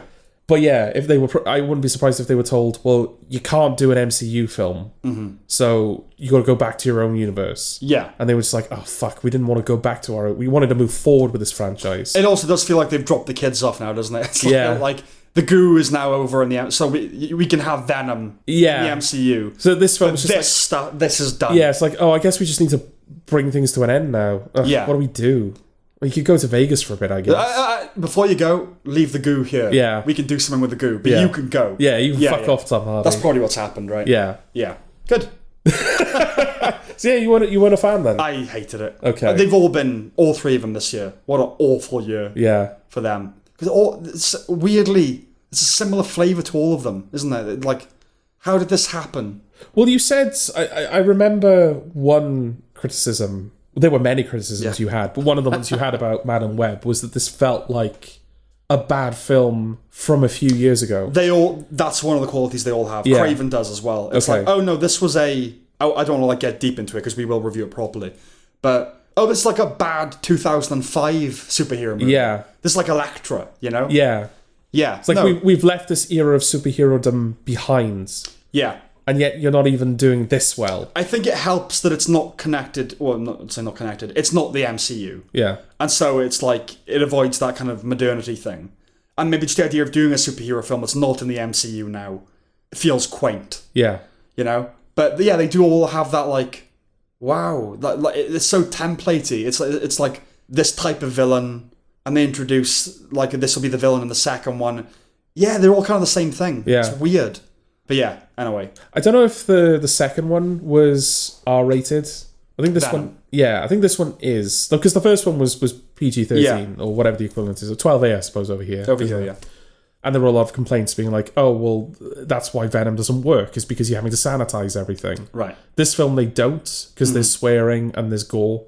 Not like a massive amount. It's not like a grotesque film or like an indulgent film when it comes to its gore, but it's in there. Yeah. And so I guess it's kind of nice to see, oh no, this is just a bad franchise. It's not that they had to sanitize it. That's not the problem. It is just another mainstream superhero film, just with a bit of adult stuff in it. You know, like I say adult, you know. Yeah, like not 12A stuff. Yeah. It's bad. Yeah. Very bad. Very bad. I think we should move on from it. Very, very bad. Season 6 of What We Do in the Shadows, the final season. The final season of What We Do in the Shadows. We haven't talked about this before, have we?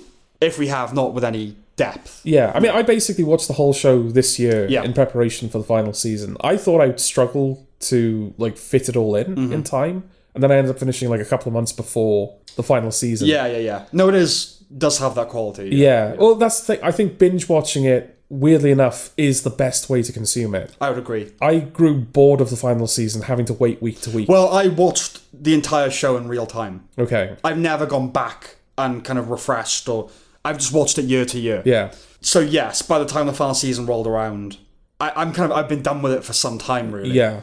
And this is just more What We Do in the Shadows. Yeah. That's what this season is. One does get the sense it's slightly outstayed its welcome. Well, that's the weird thing, is that the season 5 finale, they finally turned Guillermo into a vampire. And then they undid it. they ended it, yeah. That feels like that is the ending of that show. Yeah. It's what And they kind of everything's make a been joke about that at the end of this season. Yeah, they do, and you know, fuck them for doing it. Yeah. But yeah, it's like, well, no, that's what the show's been building to, Yeah. and I've got a whole season after that. Yeah. Well, yeah, it hasn't it's over. It was the final season. It didn't outstay its welcome by much. It was still pretty funny, and it never like jumped the shark fully. The documentary makers deceiving the finance company was a nice touch. I liked that they were like, oh, we're filming you for a documentary about your company. I thought that was a nice detail. Yeah, I will give the show credit. It does seem to be the one show, not anymore because it's finished. But like, it was actually doing something with its mockumentary. The closest to doing it properly. Yeah. They would use it. Yeah. Like, whenever the documentary crew were in a place where it didn't make sense for them to be, they'd always justify it. Yes. So either there'd be people within the scene that weren't mic'd up and they sounded like they weren't mic'd Yeah. up, or if they were going to a place where there were other vampires, the vampires would they would give them like garlic protection or something to kind of show that the crew are not going to be attacked. Yes. So they would always the show was always aware that there was a crew there. Yeah. And even though there are moments where it kind of plays a bit fast and loose with that, it does, you know, it was the best ongoing mockumentary that did it. And the fact that in the penultimate episodes it felt like it gave that component of the show an ending, where they actually used the documentary crew to the characters' benefits. That was a really nice surprise. Right. Mockumentaries tend to do that as well, though. The Office did it. The American Office did it as well. Okay. Where at the very end of the show, they kind of bring in this character, like a boom operator that's been in love with Pam. Okay. People hate him. But it's like, you know, the idea that, he's known her for 9 years as well, you know. Yeah. They tend to do that at the end to wrap things up. Yeah. But, yeah, I mean, the only thing I've got to say about this really is some stuff about the finale. Like, not about the season even. The finale was okay. It didn't break the mold. But it wasn't that kind of show, really. You know, where the finale, it had to be a very pronounced finale. Yeah. The hypnosis scene was a bit bullshit. Yeah. And it's not the first comedy to use that gag either with the new heart. It was all a dream, waking up in bed thing. Given that it's a show within its own context, it makes some sense that the whole idea of endings was the point. But it did rely a bit too much on the meta for me. Yeah. They're just sitting around talking about, that would be a good ending, wouldn't it? Everyone that's been apparently shipping Nando and Guillermo, Yeah. were they calling them idiots? Oh, yeah, you mean, yeah. I quite like that they were, really. It's like, well, no, they're not going to fucking end up as gay lovers, are they? You know? Yeah, because Nadia, after she does the hypnosis... With the ending that we all want to see. Yeah. Is Nando waking up in bed with Guillermo, and it was all a dream. Yeah, and they're actually a couple, and everything. And then Guillermo in real life is like, oh, so is the hypnosis going to take effect? Yeah. And she says, yes, but whoever sees that vision is going to lose like 10 IQ points. Yeah. Yeah, a little dig. I didn't mind that. Because it is, like, if you go on Serialized, like the TV equivalent of Letterboxd, basically every review for every episode is like, oh my god, my 2 gay best friends, I love seeing you again. Like, everyone talks about... Well, it's serialized. When did it become fucking Tumblr? Well, for this show in particular... Okay. They're always talking about... Right. Like, shipping them. Ooh, the gay, I love the gayness of it. Right. It really feels like it's a show that the gays have taken as their own. Yeah, it can't be. Yeah. Yeah. I don't know if it was like that from the beginning. I don't know. And I certainly don't know if the film... If there was any of that in the film. This was, again, to go back to what we talked about last episode, this is campy, Arthur Long is faggy. Okay. They're 2 different things. Yeah. Yeah. I mean, it is the sort of show that just needed to end. Yeah. You know? Not a big ending, not a... I'd argue that the penultimate episode is actually a better ending. Remind me of how that ends. Well, it's the episode where Guillermo's boss, you find out he's been taking advantage of Guillermo. Yeah. So Guillermo's like, well, I'm gonna report all of your shady business dealings to the tax people. I've been building like a case file or whatever. Yeah, and he's like, but you no one will believe you, Guillermo. And he points to the camera crew and he's like, I've been recording you for fucking ages, mate. Yeah, and then him and Nandor like kind of recommit to each other. Yeah, I suppose that would. But be like better. not as a couple, as like partners in crime almost. Yeah, it's like business partners. Yeah, Nandor is finally seeing Guillermo as an equal. Yes, which feels like okay. Well, that arc has reached a nice conclusion. Yeah. They've given an ending to the documentary component of it. Yeah, like all of the major beats of it are kind of ending now. Yeah, I mean, obviously Matt Berry was, and early on Natasha Dimitriou, they were my favourite things about the show. Yes. And obviously the show decided at some point, no, Nandor and Guillermo is what this is really about. And I suppose I cared less about that, so the fact that the finale is very much geared toward that stuff. Yeah. I'm not as interested, like, where's Laszlo? Like, I too much prefer Laszlo and Nadia, but I'm happy to admit that the show is about Guillermo and Nandor. It decided it was about that. I don't think it started about that. No, I think because like they're the first 2 that you see, and I think they're a big focus of the first couple of episodes. No, of course, and that relationship is the one that's going to evolve, isn't it? Yeah. But I don't think like the show started with, oh, it's really going to be about those 2. I think it kind of, as they went on, they were like, oh, this is what it clearly is about. Yeah. I'm not saying that as a criticism. That is what most shows do. Yes. They figure out what they're about as they go on. Yeah. But I care less about that storyline. I care more about Nadia and Laszlo. But anyway, that's it. It's over now. So I guess I would recommend it, but I think now is the time to watch it, because I think the problem is that because they're short, they're like 20-minute episodes, aren't they? Yeah. So if you're watching it week to week, and because then they're very light, shallow. It's shallow content. Yeah. It's good, but it's shallow content. You get to the end of the 20-minute episode, and you're like, I'm not quite satisfied. Right, not full. Yeah. So if you watch like 2 or 3 a minute ago, it's like, all right, that's enough. I've seen what I need to see. So it's like you are getting like, you feel full when you're watching a couple of episodes. So I think that's definitely the best way to engage with it. Okay. Yeah, I'd recommend it as well. I mean, I don't have a problem with the show. I really liked it when it started, and that just kind of fizzled out as the years went on. Yeah, I don't think it's the show's fault. I don't think it ever gets actively worse.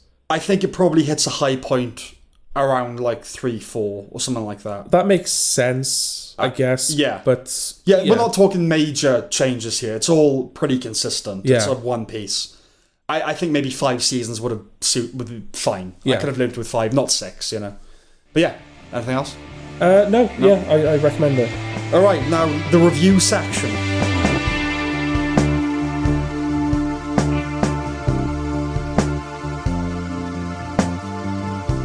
The Apprentice. No, you actually watched this. It's not bad, Apprentice. No, it's not bad. But that's where it comes from. Yeah, I know. That's the thing. Yeah. I'm forever... You grow up in a culture at a certain time. There are things... Alan Sugar is The Apprentice. Yeah, there are things that will be locked into your mind forever. And whenever I hear the words The Apprentice, I will forever think of... I can't remember the name of that piece.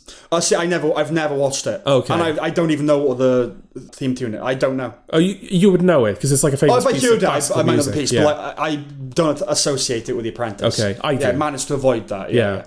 Okay, but yeah, this has because nothing, of Alan Sugar. Sugar has nothing to do with this. No, it's Donald J. Trump. It is. The best president there ever was. No president's ever been better than him. According, certainly to him. Yes. Okay, what's it about? It's about Donald J. Trump. It's about his Young. kind of young Donald J. Trump becoming the Trump that we know today. That's basically under it. the tutelage of Roy Cohn. Yeah. It's basically an origin story of the Trump we know, under his mentorship, who provides him with rules for business and life. Yes. Cohn asserts there is no truth, and winning is the only thing that matters, which of course is presented as a starkly evil philosophy, but that's basically what the left thinks. The leftists think, anyway. Right. That there's only your truth, that facts are a white supremacist construct, and that every single aspect of humanity should be viewed through the lens of power.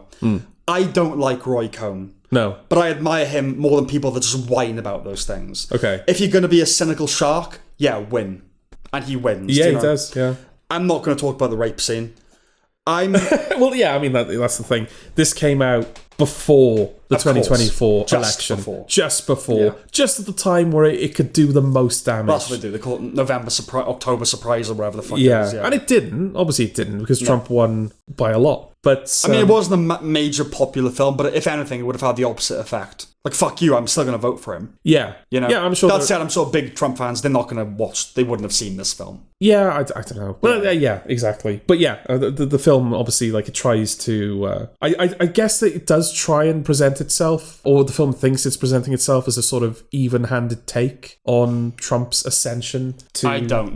I don't know about that. Yeah, well, that's the thing. I'm not sure. Because, there are certainly moments where this film doesn't look favourably upon Trump. Well, no, the whole film And shows him committing all of these, like, you know, like you said, there's a rape scene. There's a rape scene, but I just don't want to talk about it, because nobody knows. Yeah. And yeah, exactly. That's it. And, you know, this film where he's like, he lies and he cheats and he steals. And this film, of course, charges him with the most heinous crime, which is unoriginality. Right. Because he ends up just, like, lifting his entire personality from Roy Cohn. Well, I'm going to assume that the film is at least 50% bullshit. Okay. But only because most biopics are. Okay. Let alone ones like this. Yeah, I can't imagine that they, like, sat Trump down and, Of course, like, used a lot of nothing his to stuff. do with this. Yeah.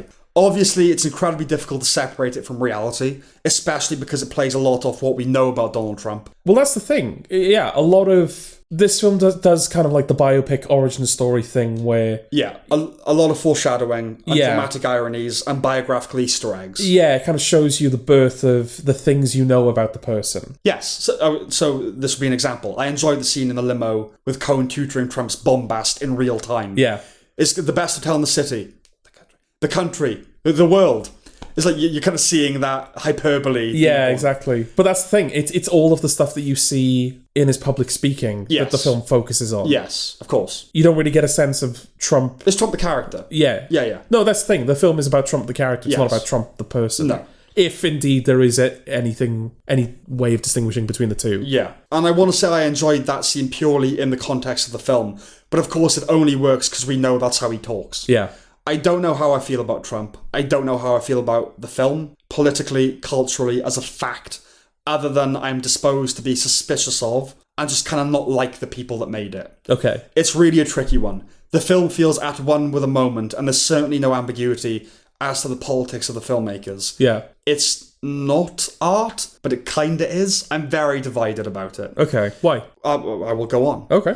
There are times that Sebastian Stan looks a lot like Trump, especially the older he gets. Yeah, I think there's definitely a transition, isn't there? Because he's not really Trump in the beginning. No. But there was some point in the second half of the film where I was watching him talk, and I was watching his mouth. Expressions, Yeah, I was like, God, his mouth's moving exactly like Trump's. Yeah. He did a perfectly fine job, but you are studying him the whole time to see how good the impression is. Yeah. And then one delivery or one gesture will scratch that itch, and that tides you over till the next one. There's no way into this film emotionally. It's not interested in providing one. It hates everyone it depicts, pretty much, though it does develop something approaching compassion for Roy Cohn and Ivana Trump, but purely by dint of Trump becoming the worst person that ever existed. Yeah. Trump remains something of a cipher when the credits roll. You don't feel like you've got to know him or got in his head, but the film isn't trying to do that. It presents him basically as an empty vessel into which these ideas and strategies are poured, and I'm sure they'd say that is what he is. There really isn't anything beneath it all to get into. And to some extent, I believe that, which is why I don't particularly worry about the guy. Okay. I don't think there is anything too deep about him. I think he's id. I think he's ego and id. That's all that man is. Jeremy Strong's very good. Yes, but if this is what Kendall planned to do with the Waco Corporation, then I'm glad that he didn't. Waco? Is it Waco? What, is it Royco. fucking David? Fucking thing. Waystar Royco. Waystar Royco. If this is what he was planning to do with all of that, I'm glad he didn't get the CEO. Well, his performance became the point of it for me. Okay. He seems to have moved into the mentor stage of his career. His next role is as Bruce Springsteen's manager in the Jeremy Allen White biopic. Okay, yeah. It's filmed to imitate the 16mm press cameras of the 70s, then the broadcast video of the 80s and 90s. I did like the cinematography and the punky approach to making it. It's cut a bit like The Thick of It and projects of that ilk, where it creates an energy and a flow that isn't strictly concerned with continuity. When it switched to a more traditional look for chunks of it, I was disappointed. But back to the real world. The story isn't over, right, of Trump. Yeah. So maybe I'll be eating my words, but not in the film, but in a wider social context. The Apprentice is framed as the birth of a fascist. Why does this film matter if it's not examining the seeds of how this man became such a monster and the devastation he wrought? Most biopics are origin stories, but Trump didn't go on to become a best-selling artist or a legendary sports figure. This isn't a complex portrayal of a complicated man.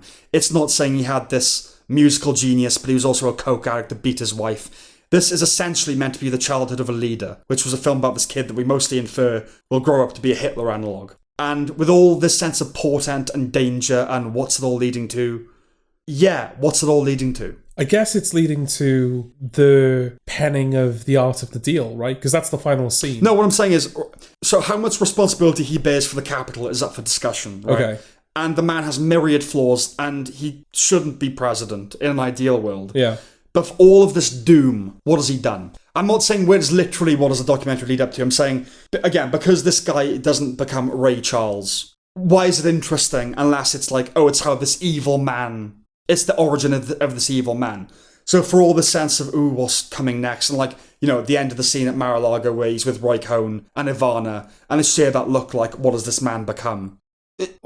For what? Like, why am I meant to be feeling all this doom and despair? Because yeah, if you hate him, it is like this fucking horrible tale of this. Well, yeah, I think I've seen power. Multiple reviews say that the second half of this film is basically a horror film. Yeah, no, absolutely. But like, I know what's happened in real life, and it's like he's just a guy that speaks shit. Really, right? Do you know what I mean? Though, Yeah. do you not agree with that? Like, why would I be feeling all this doom when I know the end result is not Hitler? It's just the guy that is bombastic and narcissistic, but did some good things as president, might do again, and that's it.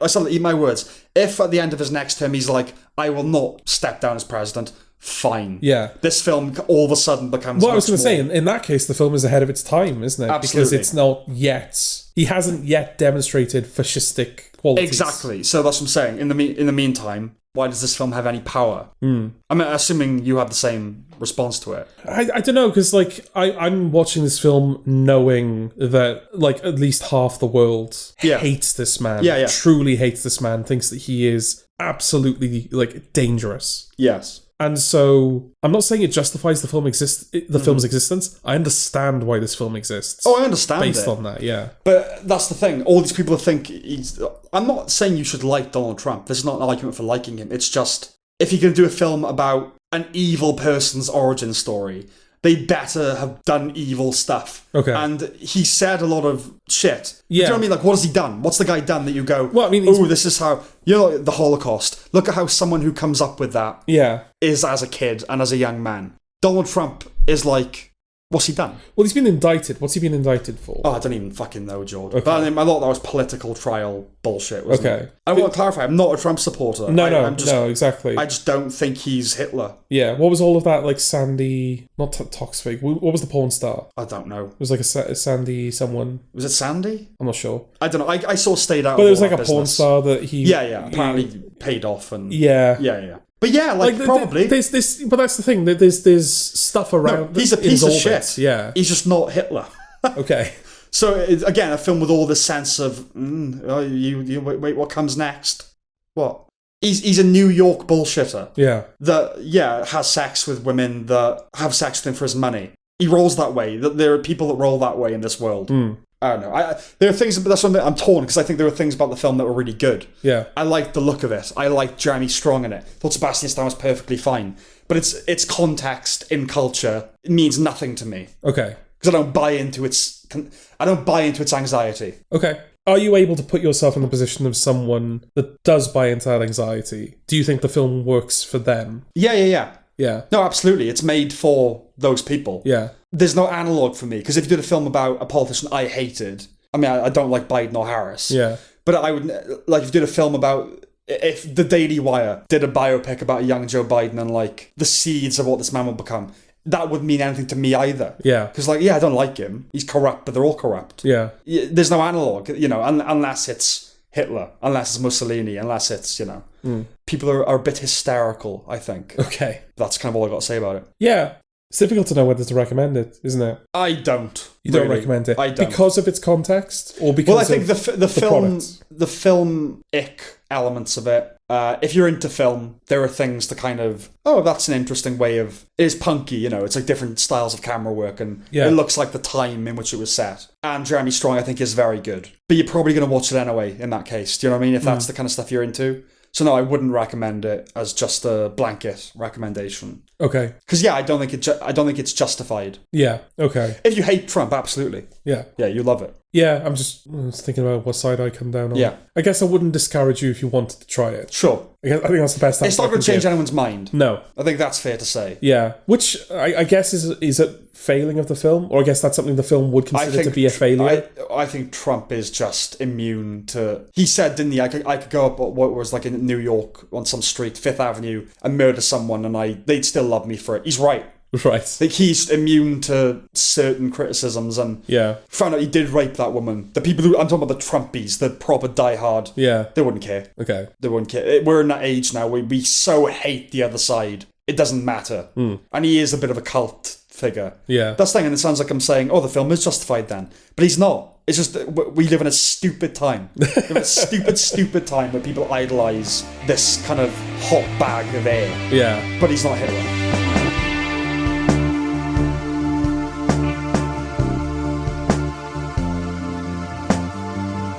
Blitz. Speaking of Hitler.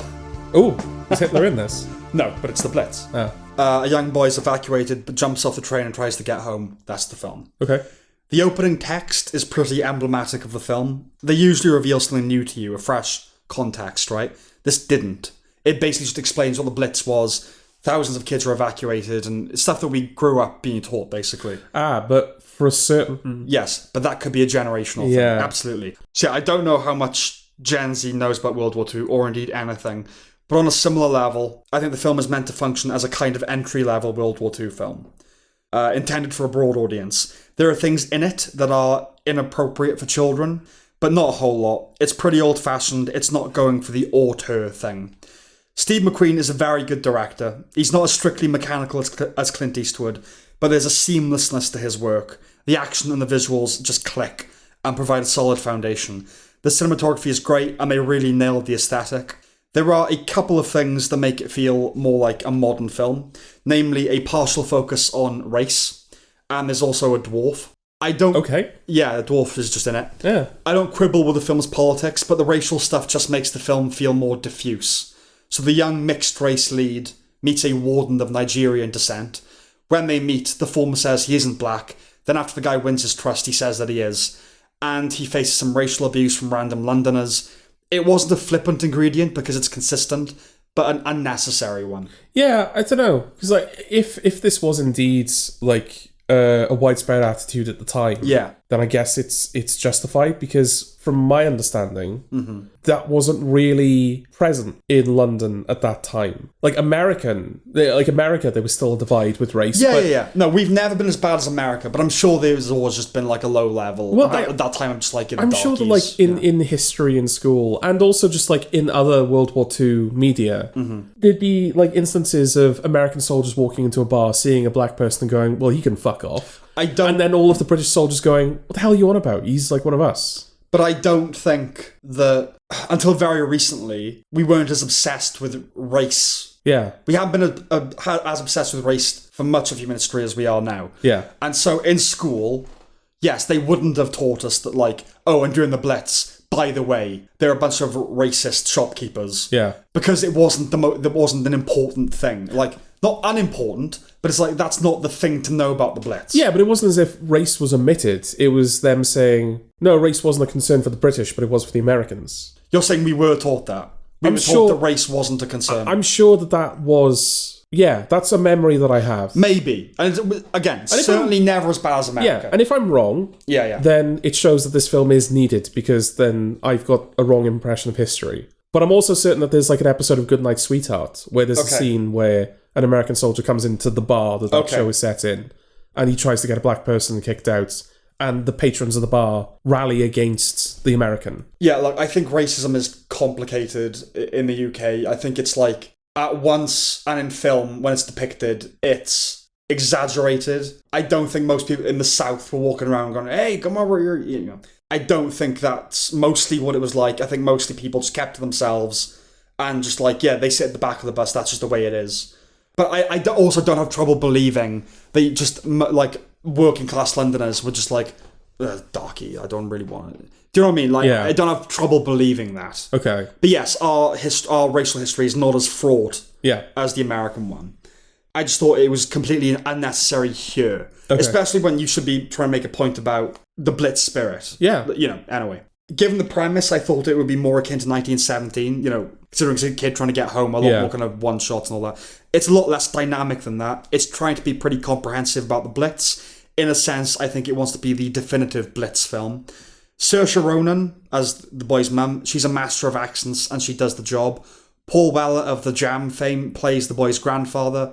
Of course, one of the most famous Jam songs is Going Underground, which I'm sure every critic must have pointed out. Yeah. There are scenes of Cockney kids chatting which can't help but evoke Oliver Twist, which isn't helped by the main character briefly falling in with a motley crew led by Stephen Graham's Fagin facsimile. Right. And it's Stephen Graham, so yes, he's playing menacing. And there's a moment where he goes mental as is required. Absolutely. That whole thing is a bizarre thread, though. It's there to be another obstacle to stop him getting home, and a distinctly troubling one for the kid to surmount. But it feels like a delay and a distraction, and frankly, as though the filmmakers felt an obligation to pay homage to Charles Dickens. I did lose interest as it went on. Given the abuse the kid faces and the general, not coldness, but I felt pretty disconnected. I didn't leave thinking about the Blitz spirit. I didn't think about anything, really. I just left feeling pretty unmoved. The big reunion at the end between mother and son isn't as emotional as it should be, and then the film just ends. It's fine. It's just fine. Do you think that was the film's intention then, to invoke the Blitz spirit? Or are you saying that should have been the film's intention? No, I don't think that was the film's intention. The film is just to show the kind of realities of living under the Blitz, of what people had to do, and then, using this one character as like a guide through it. But he's also mixed race, so we're going to do racial stuff, and that felt like that's another film. That you could do a film about that. Yeah. But it's either a film about the Blitz or a film about that. And I think they missed an opportunity to... Yeah, you should leave thinking, oh God, what those people had to suffer under. And you don't. You don't think anything. Okay. You know?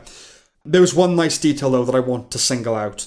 Late into the film, the kid goes down into a tube station, and there's a guy putting on a Punch and Judy show to an audience of rapt children. By this point, the kid has gone through a lot of shit, and he zeroes in on the puppeteer's legs poking out beneath the booth. A big deal isn't made of it, it's a throwaway moment, but I liked that he sees through the nonsense now, like, why are these kids so entertained? Yeah. They're seeing the puppets, he sees the legs. That for me was like, that's really good. Proper visual storytelling. Yeah. That's it. That's all I gotta say, really. Okay, so do you recommend it? I wouldn't, like The Apprentice, I wouldn't discourage people from watching it. Okay. But it's not the hit I wanted it to be. Steve McQueen, Blitz, like, I was up for that. Yeah. And when it was announced, it was like, hands down, the front runner for Best Picture. And it obviously hasn't figured anywhere in the awards. Yeah. But it's okay. Okay, alright.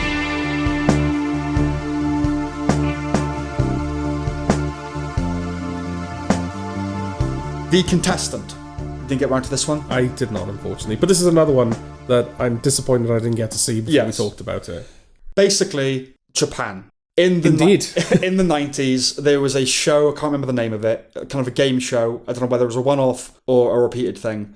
But this thing was certainly one-off. They got a guy, picked kind of at random. He applied to be on the show, they picked him.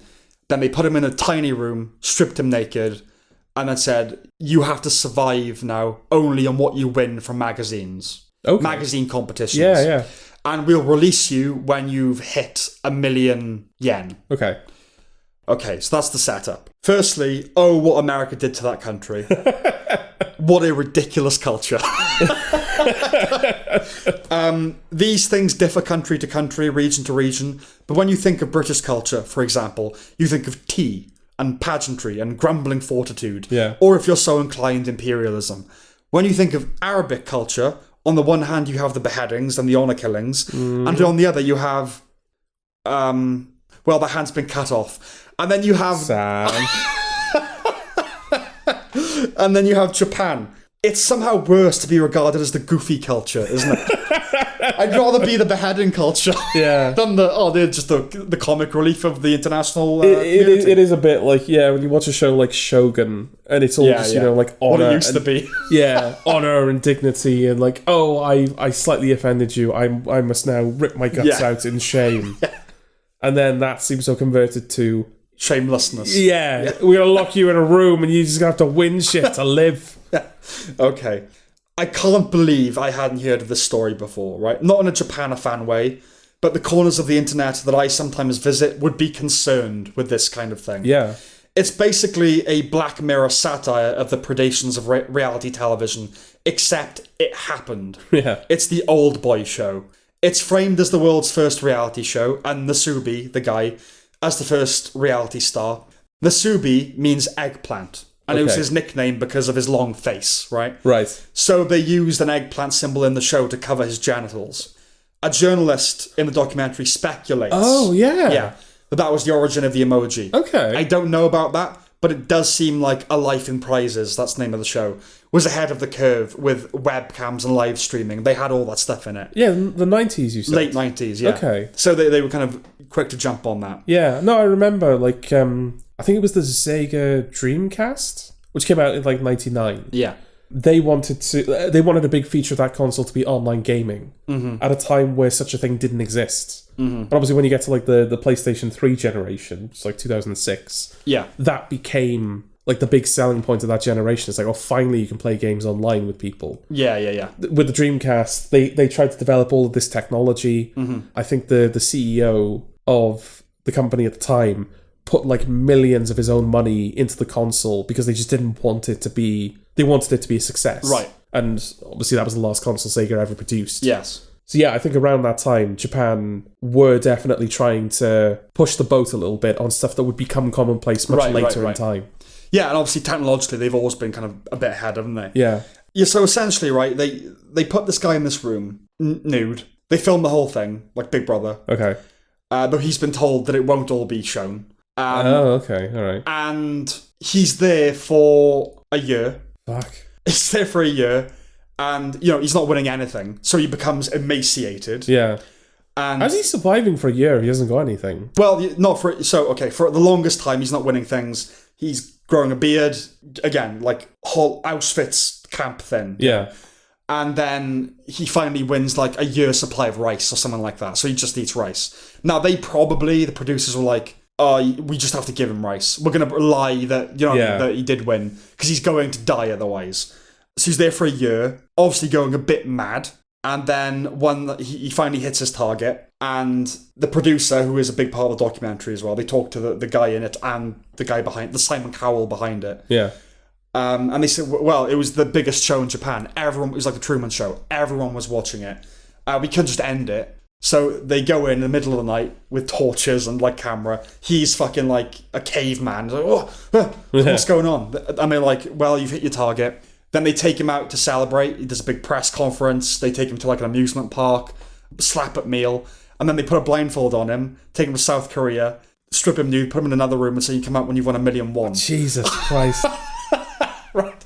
And that takes him 3 months. Okay. Right? So he knows the winning formula now. Yeah. So 15 months he's in isolated captivity, basically. Yeah. And then when he hits that target, like, okay, time to end it now. And they blindfold him. They take him to another tiny room. He just instinctively now takes off all his clothes. And then the 4 rooms of the wall fall down, and he's in the middle of a studio. Wow. Yeah. Hundreds if not thousands of people watching him. Yeah. He's nude. And it's like, like complete, obviously shell shock. Yeah. And then the hosts are running up to him going like, aha, you were so funny, like, what do you think? And he's like, funny? What? What? He just, reality's broken now. Yeah. And he's like, you saw all of that? They're like, yeah. You went, that's a bit wrong, isn't it? While the studio are just laughing at him. This all happened, right? Do you remember when we reviewed Jury Duty? Yeah. And I was like, it's a bit not on that they kept him in a hotel for 6 months. Yeah, or however long it was. I want to come back to that actually. Yeah. But at one point, right, someone says, if you're an outsider, it's easy to laugh at the show. I think it's like a member of his family. But if it's someone close to you, you know it's cruel. If you find it easy to laugh at this, you're either a low-level psychopath in that X Factor viewer way, or Japanese, apparently. The whole thing is just unbelievable. I know he's going mad in that room, right? But he is quite an annoying guy. Okay. That's the thing.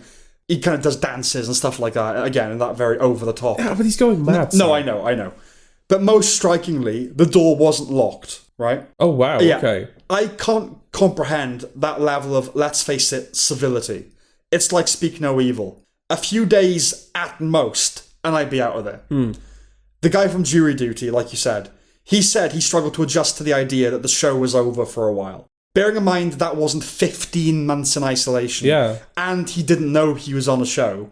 Imagine this guy, to maintain his sanity and will to live as much as he did. And that's the thing, on Jury Duty, he was with people the whole time. Yeah, exactly. And he was given basic amenities, food, entertainment. Yeah. And then he found out it was all a show. And so when he went home, he was a bit like, oh, there were cameras. There must gotta be cameras here as well. It would produce its own type of paranoia. Yeah. But this is a whole different level. It's just admirable. I'm telling you, I would have gone mad within a month. I know I would have.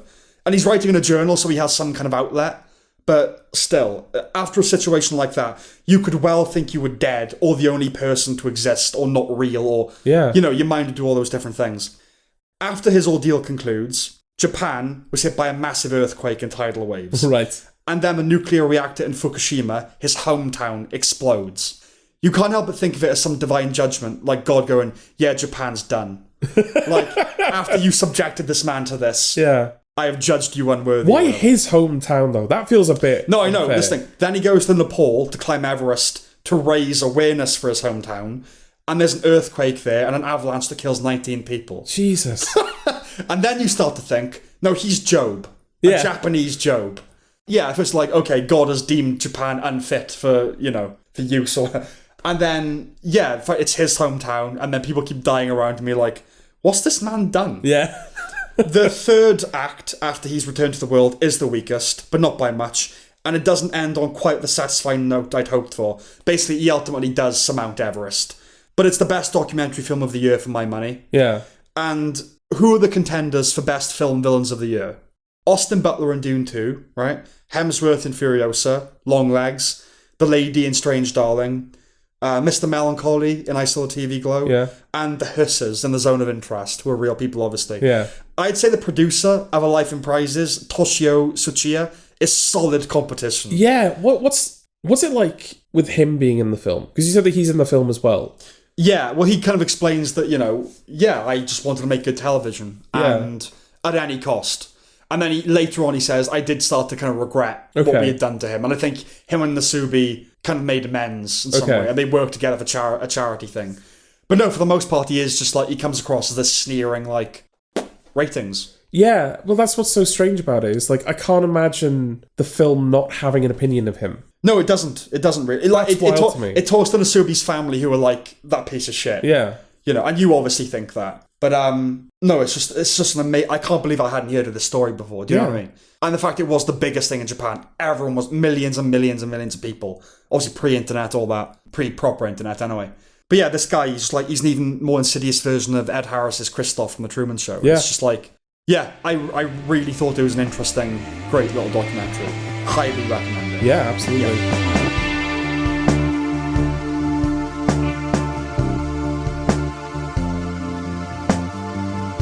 And finally, Conclave. Yes. You did see this. I did see this. Right. What's it about, George? It stars Voldemort, the Trinity Killer, and Stanley Tucci as... so you obviously haven't seen The Lovely Bones. Have I not? No. Is that who Stanley Tucci is to you? Well, you were using the iconic villains they played. And I would Okay. say George Harvey from The Lovely Bones is a quite iconic villain. I see. He's okay. he's a paedophile murderer. Well, my apologies. But it's the Catholic Church. So. yeah. Well, yes, they play cardinals in the Catholic Yes. Church. The Pope is dead. Mm-hmm. Long live the Pope. Yeah, the Pope dies, as is tradition with the Catholic Church. The cardinals then have to assemble to elect the next Pope. Yeah. To do this, they have to be sequestered from the world, so no outside influence. Absolutely. Nothing can influence their judgment. And just before such sequestering takes place, drama is brought to Ralph Fiennes' doorstep. Yes, he is the one in charge of kind of marshalling the vote. Yes. Yeah. Yeah, and so he is brought, as I say, drama. Mm-hmm. The film ensues. Yeah. Well, do you want to say what that is? I think we can I say don't what know. that is. What are we allowed to say? Well, okay. Because there are multiple points of drama Yeah. that kind of crop up during the film. There are kind of a couple of front runners. 3 really for the new The papal ship? The papal the hoods? papacy. The papacy. Yeah. 3 contenders for the papacy. One is Stanley Tucci, who is a progressive, a liberal in the Catholic Church. Yes. And then there is an African who is like quite conservative, but the clear front runner. Yeah. And then an Italian who is an old school Tedesco, who is like proper burn the gays, basically. Like, he doesn't literally, but that's kind of proper old school Catholic. Yeah. And then a new cardinal arrives that no one's ever met, who's the Cardinal of Cabul, Yeah. who's a Mexican man, who has been made cardinal, is it in pectore? Is that what it's called? In secret. The Pope is allowed to do that, and no one knows who this guy is. Yeah. And then, it's basically the vote to be the next Pope, and then secrets emerge, and contenders are ruled out, contenders are ruled in. Yeah. It's that. It's that. Ralph Fiennes is a fabulous actor. He is, isn't he? He's a very good actor. Yeah. Everyone else is great too. The script is fantastic. Everything is really. You mentioned in the last episode, I can't remember exactly what we were talking about, but you referred to this as A-class pulp. Yes. So do you want to now expand on that a little? Yes. It's based on a novel from Robert Harris. And like all of the constituent elements. So again, the cinematography, the performances, the direction, all that stuff. It's A-class Oscar-nominated fare. But the plot is quite pulpy, despite the fact it's the Vatican and it's all these high themes of faith and all that kind of thing. Yeah. It's like House of Cards a little bit, you know. Yeah, like who's Succession. Succession has been brought up as well in like a few reviews, Sure. and I agree with that. Yeah, it's not as profane No, certainly not. as Succession. Well, I would leave that to the Catholics to decide, I suppose. I suppose. You are one, so. But yeah, I mean, there's no like swearing. No, they don't swear. And overt backstabbing and anything like that. No. But there is a bit of, people take sides. And Of course. There's a bit of underhandedness. Oh, a lot. Yeah. It's the Catholic Church. Yeah.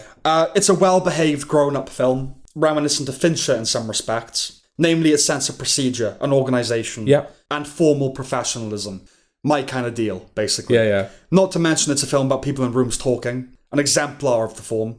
I love the look of it, the depiction of ritual, the admin involved with the Pope's death, from the very first scene where we see them deconstructing the ring. Yeah. I love all that stuff. I like reds, and there are many reds Yes. in this film. The way the dress, Yeah. I think they went back to an older type of dress because they found the new one, it didn't look as good on camera. Okay. So, and it works.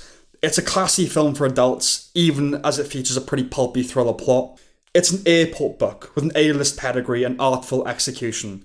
There are nice touches of profanity and mundanity within the sacred. Again, not swearing, but the shot of cigarette butts. Just stuff like that, you know. Yeah, It's like, cool. and the aforementioned Tedesco with his little vape. Yeah, exactly. He seems to take a hit of his vape whenever he's a bit stressed. And the thing that the title card appears over, which is the Pope's body gently rocking back and forth in the back of the ambulance. Yeah. Like there's no holiness to it, you know. Yeah. It does create the sense that it's really just a big, silly boys' club. They mostly discuss gossip and internal power politics, which I suspect is accurate. Yeah. It sometimes feels farcical. It's like the episode of Succession where they're choosing the next president. Yeah. Ralph Fiennes' character even says it reminds me of an American political convention. Ultimately, Conclave is a call to doubt. I have no stock in the Catholic Church, so debates will rage over this film, the battle between the liberals and the traditionalists. Yeah. And it should be pointed out that being a liberal in the Catholic Church implies something different than it does Yeah. in the world. That's kind of nice. This sort of brings a bit of balance to the film, doesn't it? Because, I mean, it's a given, or at least as far as the film's concerned, it's a given that you're not on Tedesco's side. Yeah. Because, like his, we shouldn't even have blacks and gays in the church. Yeah. It's like, okay, well, shut up. Yeah. But then when Stanley Tucci, because he doesn't really want the papacy, but he's like, well, if I'm going to run for it. Yeah. Well, he says he doesn't actually want the papacy, Yeah. but he said, if I'm going to run for it, I'm going to run for it on a platform I believe in. Yeah. So, I think this, I think that. I think women should be allowed to be priests. And they go, whoa, stop. Yeah. Steady on there, Stanley Tucci. Yes. No, Stanley Tucci, the whole setup is he's kind of all the liberals' favourite, but is kind of doing it begrudgingly just to stop Tedesco getting in. Yeah. But then, of course, the big thing that as the film goes on is like, we all want it. For fuck's sake, of course we do. Which is nice, the kind of, because it ties into the theme of faith, doesn't it? Because, are they talking about the Pope when they say that he kind of lost his faith in the church? Never in God, but in the church. Yes. Yeah. And then throughout the film, you can see people losing faith in each other. Because, votes start to be cast for Ralph Fiennes' character, who was never a contender. No, does not want it. And does not Tells want people, it. do not vote for me. And it seems like whatever he does, more people just vote for him. Yeah. So Stanley Tucci is like, I see your game. And he's like, I literally have no game. Exactly. He's like, no, you fucking do. We all want it. Yeah. We want it more than me. Exactly. Fuck you. But not fuck you. He doesn't say that. He doesn't say it. It says it in Latin. Yeah. I basically... Fuck you. Yeah. That's Italian. I don't know. Italian. I basically support the liberals in this film that don't want the church to lapse back into less tolerant days, but it's a context, a fight, in which I have no dog, really. Because I understand the impulse of the traditionalists. I've always found it unusual when gays want to marry in the church. They don't like you.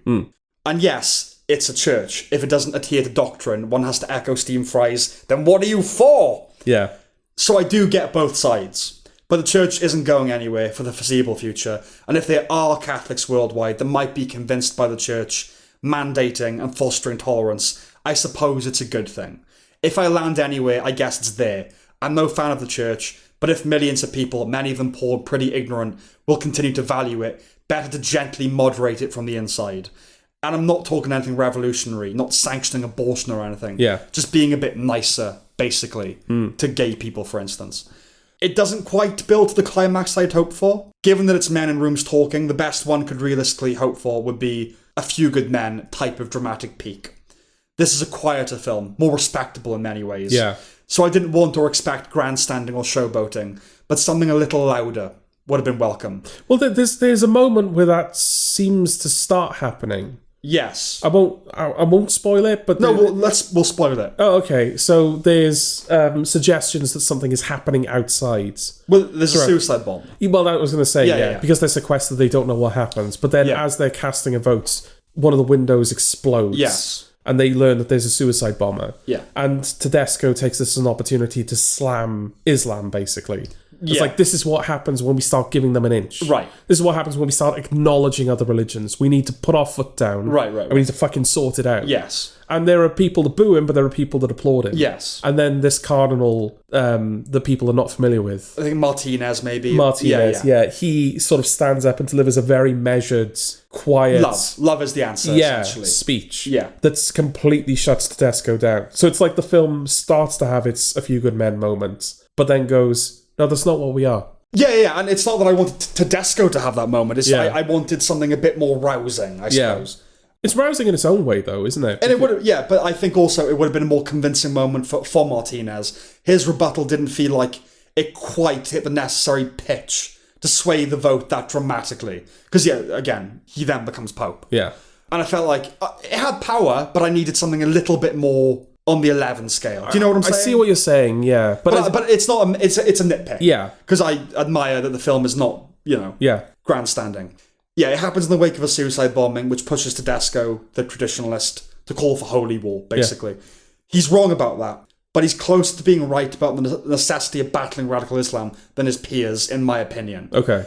I'm not saying, not like Islam, but his no, what this is, we have to this is happening all the time, and we've got to stand up for it. He's putting it in the context of a holy war. The Catholics must fight the Muslims. Not that. No. But he's closer to being right than the alternative, I think.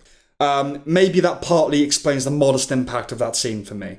Furthermore, I think the film would have benefited from having a character that favoured traditionalism without being obnoxious or fire-breathing, or in one scene implicitly xenophobic.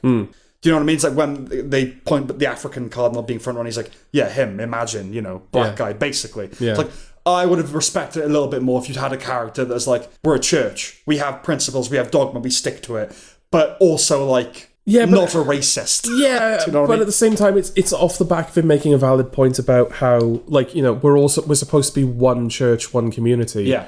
But look at where everyone's sitting. We've all picked our tribe. Yeah, he's right. Yeah. But I think there's nothing about Catholic dogma that makes there's nothing racist about it. Homophobic, misogynist, absolutely.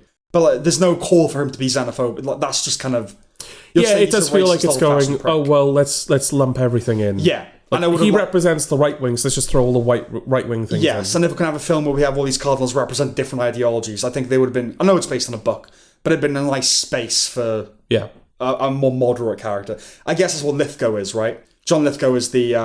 he's a troublemaker. He's is what Canadian. He is. He's a troublemaker, yeah. But he's kind of... he's a moderate. He's somewhere between... Yeah. As a non-Catholic, I do nevertheless take issue when cheap shots are levelled at the church. And I'm really no fan of that institution. I think it's basically kind of evil. I wasn't even raised in it, so it's not a reflexive defensiveness. I love films like Calvary that depict decent priests that have to contend with the fallout of the horrific scandals and whatnot. And I honestly don't think this film is anti-Catholic or even anti-church.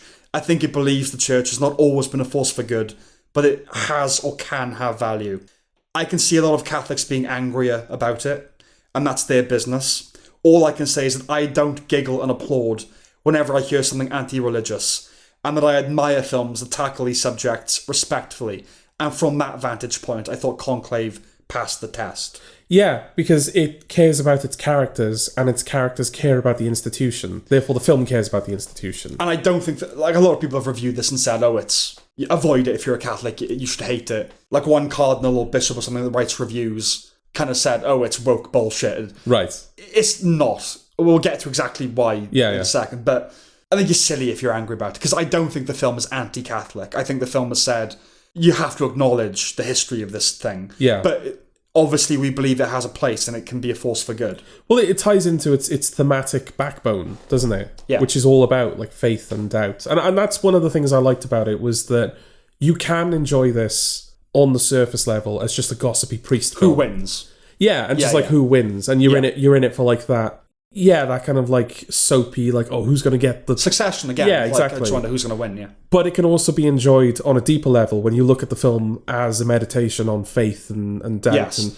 that's kind of the big turning point at the beginning, isn't it? Ralph Fiennes delivers the speech he gives before the conclave. Yeah. We talk about this sin or that sin, but we never talk about certainty as a sin. He says that's the greatest sin in his mind. Yeah, exactly. Doubt. Which, again, the fact he just says... I think he says, I hope for a pope that prays and sins and asks for forgiveness and that kind of thing. Yeah. Which is like, in that context, it's considered you're fucking... blasphemous. Revolutionary. Yeah, it's like you anarchist. Yeah. It's like, well, that was a hell of a speech there, Ralph Fiennes. Yeah. But yeah, it's a film that can be enjoyed on multiple levels. No, absolutely. And I appreciate that about it. Yeah. Yeah, because it's not just faith in the institution, and it's not just their faith in God, it's their faith in each other that gets tested. Yeah. So it really does stay within its orbit in terms of, like I said, its thematic backbone. Yeah. Well, the ending is sure to inspire fire in the belly of many Catholics, complaining about this woke bullshit. Yeah. There's a B-movie twist, basically. So what is that twist, George?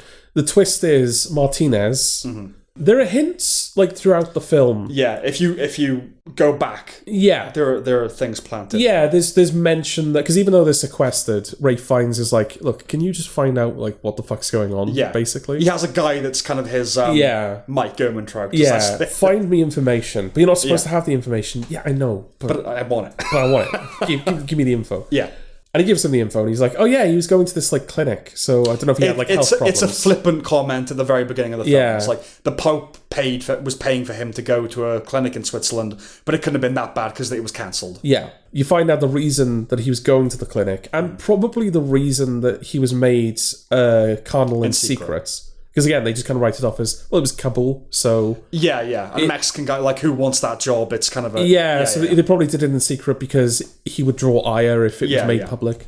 But no, it turns out that the reason that all of this was done in secret was because he is... I don't know what the... Intersex. Intersex is the term, yeah. He's a male... Yeah, with ovaries. Yeah. He has female sex organs, but I think also presumably a penis and that kind of thing. Yeah, a mixture of both, yeah. Which there are people in the world who are intersex. Okay, and that's the thing, it's not out of nowhere. Yeah, well, at this point as well, it's worth noting that he has been elected. He's just been elected Pope, yeah. And then he tells Ray Fiennes in secret, this is what the situation is. Yeah. Yeah, there are things like where Ray Fiennes is kind of investigating his room, and he sees that a razor hasn't been opened. I don't know if you picked up on stuff like that. Yes, yeah. Which, nice little details.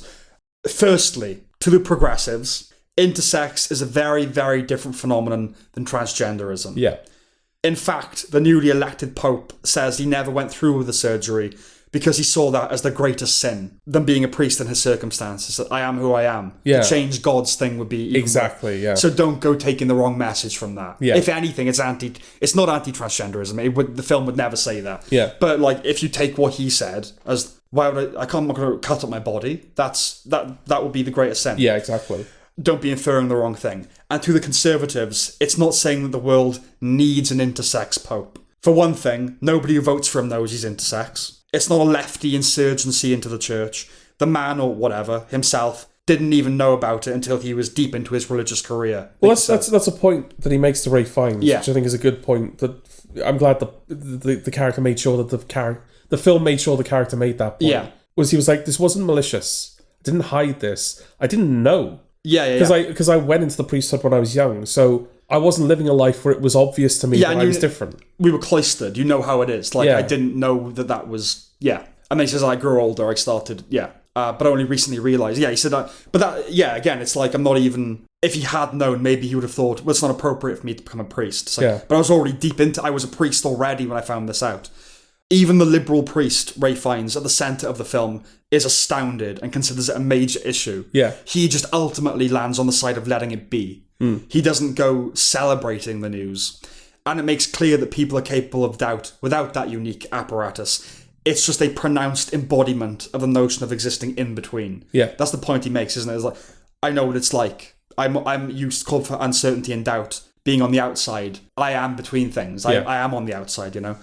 Again, big and pulpy. It's using an extreme example of someone existing on the margins. Yeah, and I kind of saw it as... Do you remember... I think it was the 8th episode of the final season of Succession, which is the episode where the presidential election set in the news studio. Yes. And there's that moment where they find out that one of the states, there's been a fire and it's destroyed a lot of the votes. And they go, well, before we finish counting the votes, the state was swinging in this direction, but we can't guarantee that they ended up choosing that candidate. Yes. So who do we call the state for? Right. And I think we ended up having a whole conversation off the back of that about, that's a really interesting conundrum. I'm surprised that hasn't been brought up before. What would you do in that? And it's a similar thing here, where it's like, this is actually a very interesting conundrum. No, it is, yeah. Because, I mean, his biological circumstances would kind of make him ineligible. Mm-hmm. But he's absolutely the right candidate. Well, obviously... Based on everything that he said. Yeah, the reason he decides to not say anything is... It is a progressive point, isn't it? It's like... Yeah. It's the liberal point. Like, no, his view of the church is one I agree with, which is about love and tolerance. Yeah. And he won fair and square as well. Like, he won the vote fair and square. Yeah, he changed people's minds. Yeah. So yeah, in that sense, it is a rejection of the traditionalism. And I can see people being angry about that. I mean, like I said, personally, I'm kind of on the liberal side in this film. Yeah. But yeah, like I just think, again, both sides have kind of taken the wrong thing, which is, trans priest, like, not that. And no, woke priest, pope must be intersex now. Not that either. Yeah. You know? The final shot is interesting because it's not obvious to me what it means. What was the final shot, George? I believe, if I remember correctly, the Pope has now been elected. It's happening in the distance as he's announcing himself to the world. They're no longer sequestered, so the shutters get raised on the windows. And Ray Fiennes is looking out into the courtyard, and he sees some sisters walk out into the courtyard. Giggling. Yeah. And that's it, right? That's the final shot. Yeah. What's that about? Yeah. Oh, that's interesting. Do you think maybe it's Ray Fiennes basking in a new perspective? I think on one level it's breaking the claustrophobia of the Conclave. Like, relief. Fresh air. I'm outside, yeah. Yeah, a world with this sunshine and women laughing. Yeah. I think that's probably what it is. Okay. Because you have and Isabella Rossellini, who we haven't mentioned, is very good as like the head nun. Yeah. It makes clear, nuns have their place in the church. It's a man's world. Yeah, there's like a little side plot involving one of the dramatic Yeah. beats with one of the candidates. Yeah. That involves the nuns somehow. Yeah. And so Ralph Fiennes is trying to speak to a nun, but the head nun is like, oh no, I'm dealing with this Ralph Fiennes. And he puts her in her place, basically. He's like, well, I'm here now, sister. Yeah. Leave the room. Right. I will sort this. Yes. And so I don't know whether, like... That was a nice little scene as well. Sorry, it refers... There's the black cardinal who's the front runner. Yeah. They find out because of John Lithgow. Well, actually, because of the Pope. Yeah. But anyway, they find out that he'd fathered a child with a nun years ago. Yeah. He was 30, she was 19. A bit dodgy, you know? Yeah.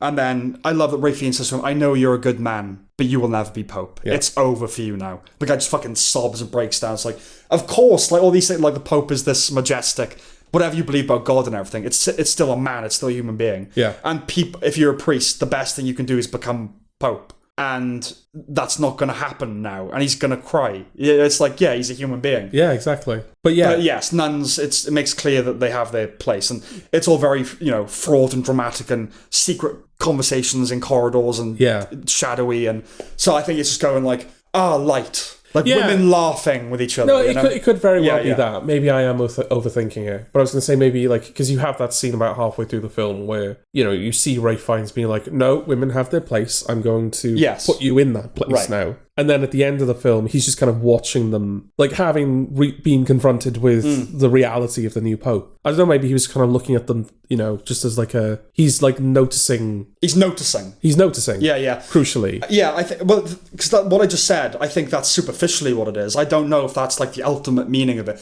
It's pretty cryptic. I don't know what it means. And that's what I like about it. Yeah. I just find it interesting for a film like that to end with that shot. Yeah, something that seems to have nothing to do with the subject of the film. But I'm sure it does, Yeah.